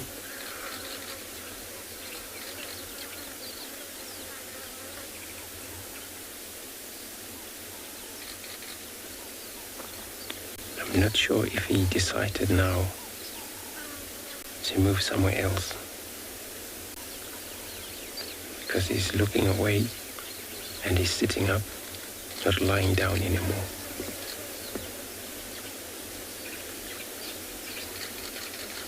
So maybe he's gonna move further south, or I think so, because he came from the north.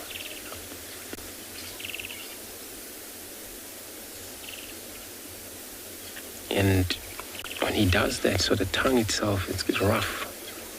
We're able to get hold of the ticks off. It can pluck the thorns on their foot as well, because sometimes they do step on thorns and all of that.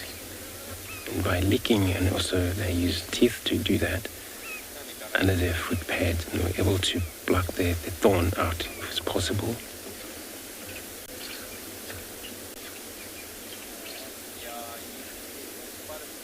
remember they're one of the animals, they actually, that's why they separate far from them. Or you want to compare them to cheetah, where cheetah, you find them in open, where they hunt in open because they rely on the speed. Where leopards, they can run, but they don't rely on the speed for long. They always love it so much to be in a covered area because, and that's where they hunt, that's where they're meant to be.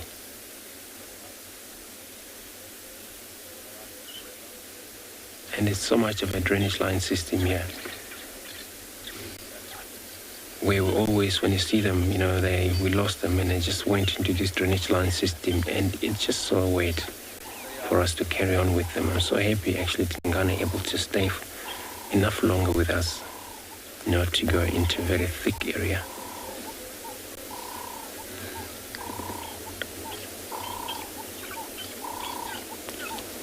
He's gonna be up and mobile. So it looks like he's going to take it easy again. See, he just went under the thick or under that tree for shade. So I'm going to be sending you over to Busana, where he has a line.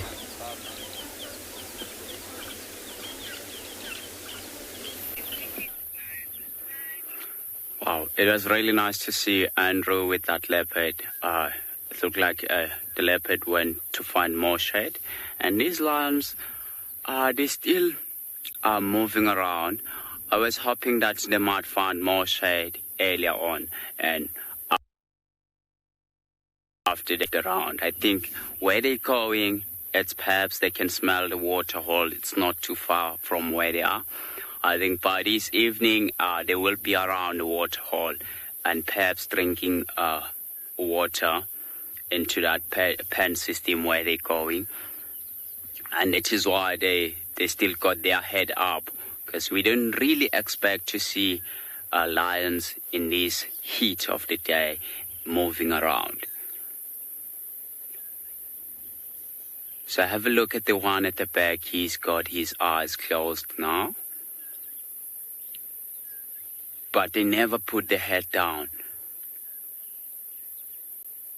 And he's painting very heavily. Look just behind, like on his back legs, he's got some few ticks. So from there I'm walking around here. You see the ticks there? Yeah, from there I'm walking around through this long grass. The amount of ticks that we do have here, it's really shocking. So that is why mostly they do prefer to walk along the road. So while they're resting or sleeping for the day, and they do get those ticks. So there's not much shade here exactly where they are. So I think they're gonna move. They're gonna start moving shortly, because it seems like it's gonna be a hot day today. You see the one in the front? The flies are buggering him. So they don't really like the flies. Look at him twitching the body as well, and the ears constantly. So if the flies, there's some kind of flies that do bite the animals sometimes. So if those flies do bite them a lot, then they'll end up moving quickly and find a nice shady spot again. So earlier on they were lying down in a nice shady spot. I thought that it's going to be them for a day, but the flies bite them. That is why they moved on. I think we're going to sit tight here and see what they're going to do.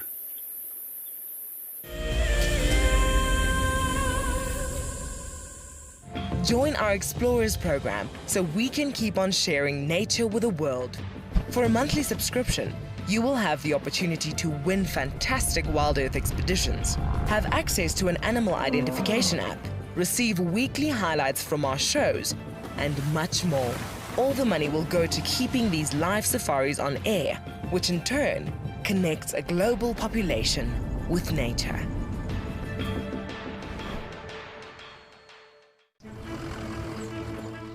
My name is Taylor McCurdy and I work for Eco Training.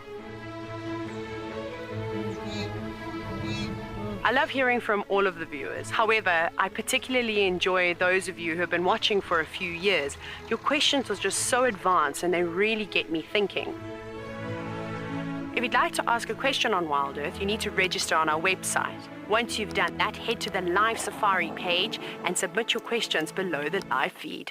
WildEarth is launching our brand new Explorer program with an opportunity to win a very special WildEarth expedition. The lucky winner will get a behind-the-scenes WildEarth experience at the magnificent and beyond Ngala Tainted Safari Camp. The prize includes a 3-night stay for you and a friend with a chance to sleep out in the unique Ngala treehouse. Become a WildEarth Explorer and stand a chance to win this and many other prizes. Terms and conditions apply. What makes Djuma Private Game Reserve so special is our massive array of habitats. And with that comes, of course, a beautiful diversity of landscapes, but also an incredible biodiversity in terms of plants, bird life and animal life, as well as, of course, our conservation success stories with cheetah, with rhinos, now with pangolins too. Catch up with the guides daily here on WildEarth.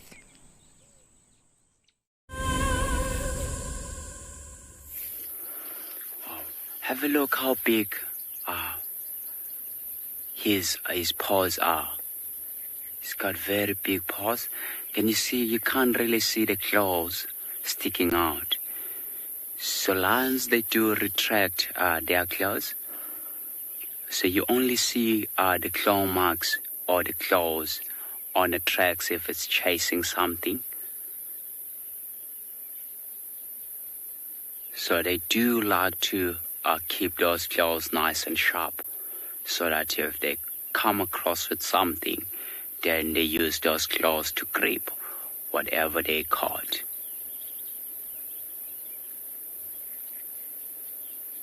I was so lucky enough, like 2 months, a month ago, I was following this mala, and it was a hot day like it is today. And they came across with warthogs, and the warthogs smelled them in the area, and they quickly went into the burrow. So they went straight close to the burrow, and the warthog started to panic and run away. And it was this one at the back, the one with the big stomach, because he's a lot dominant. Because the other one, we saw him with a very skinny stomach. And this one at the back, he fought with the other one and took all the carcass, and he fed himself on that carcass. It was really sad to see that even if they're brothers, they don't really share, which is horrible.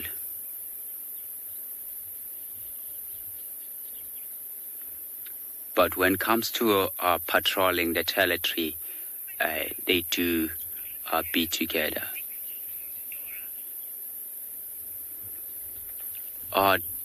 Dora,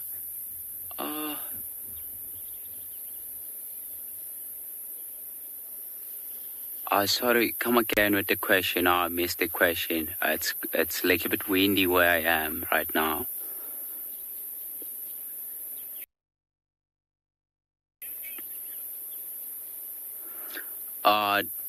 They don't really, Dora. They don't really. Wow. It seems like it does look promising because they've got their head up. And this one at the back, he's looking around. Wow.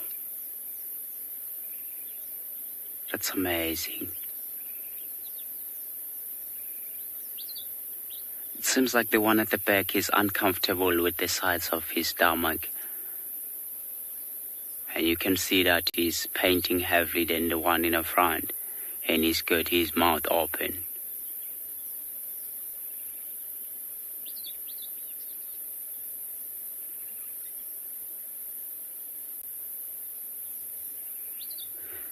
So even if it's a hot day like today, if an opportunity presents itself, then definitely they will go for it.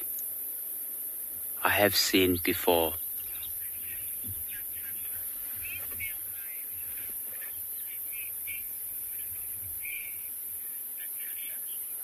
Oh, Natasha, they've got like very pretty hair. Wow, and that long mane.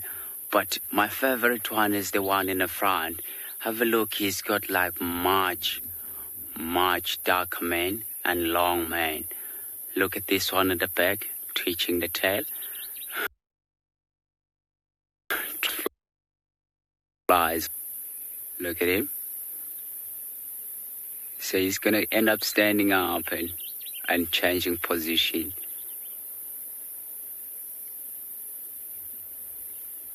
Look at that. Wow, look at those eyes. They look so scary.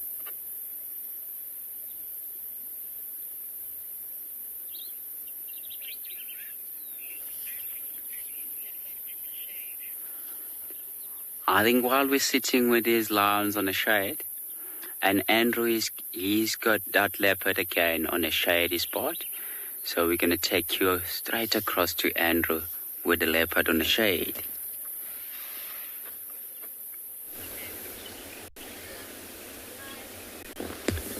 Thanks, Busani. It's true.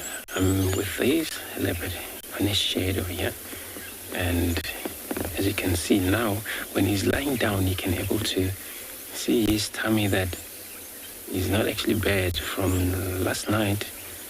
He just actually digests much as he could. We talked about him yesterday when we saw him, you know, how digesting process takes place and how fast it is until his stomach is empty again. In this case, depend what kind of animal you're going to get. Otherwise, he may maybe get a little hungry. But anyway, he's trying, even though he's not actually hungry very much yet. Since we saw him trying to attempt the warthog that managed to got away.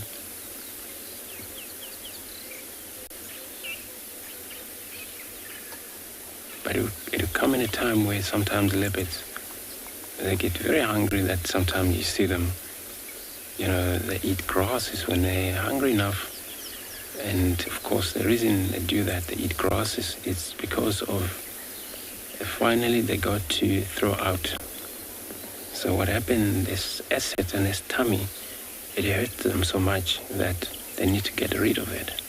But only one way to vomit that is when they eat grasses and they throw out, just to get all of his acid out of their tummy, and they're free again until they find another meal.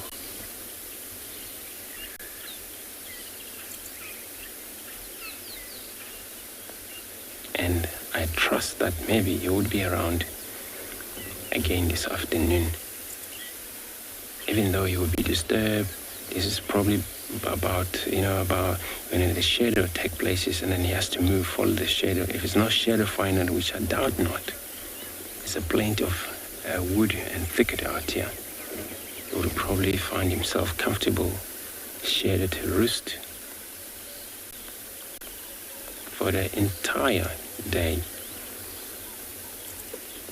So everyone, I just want to take this time to thank all of you being part of the beautiful show this morning. Since we began the show, it was so wonderful of you joining us, and we're hoping to see you again this afternoon, which definitely, yes, we'll see you this afternoon, same times, and from us, goodbye.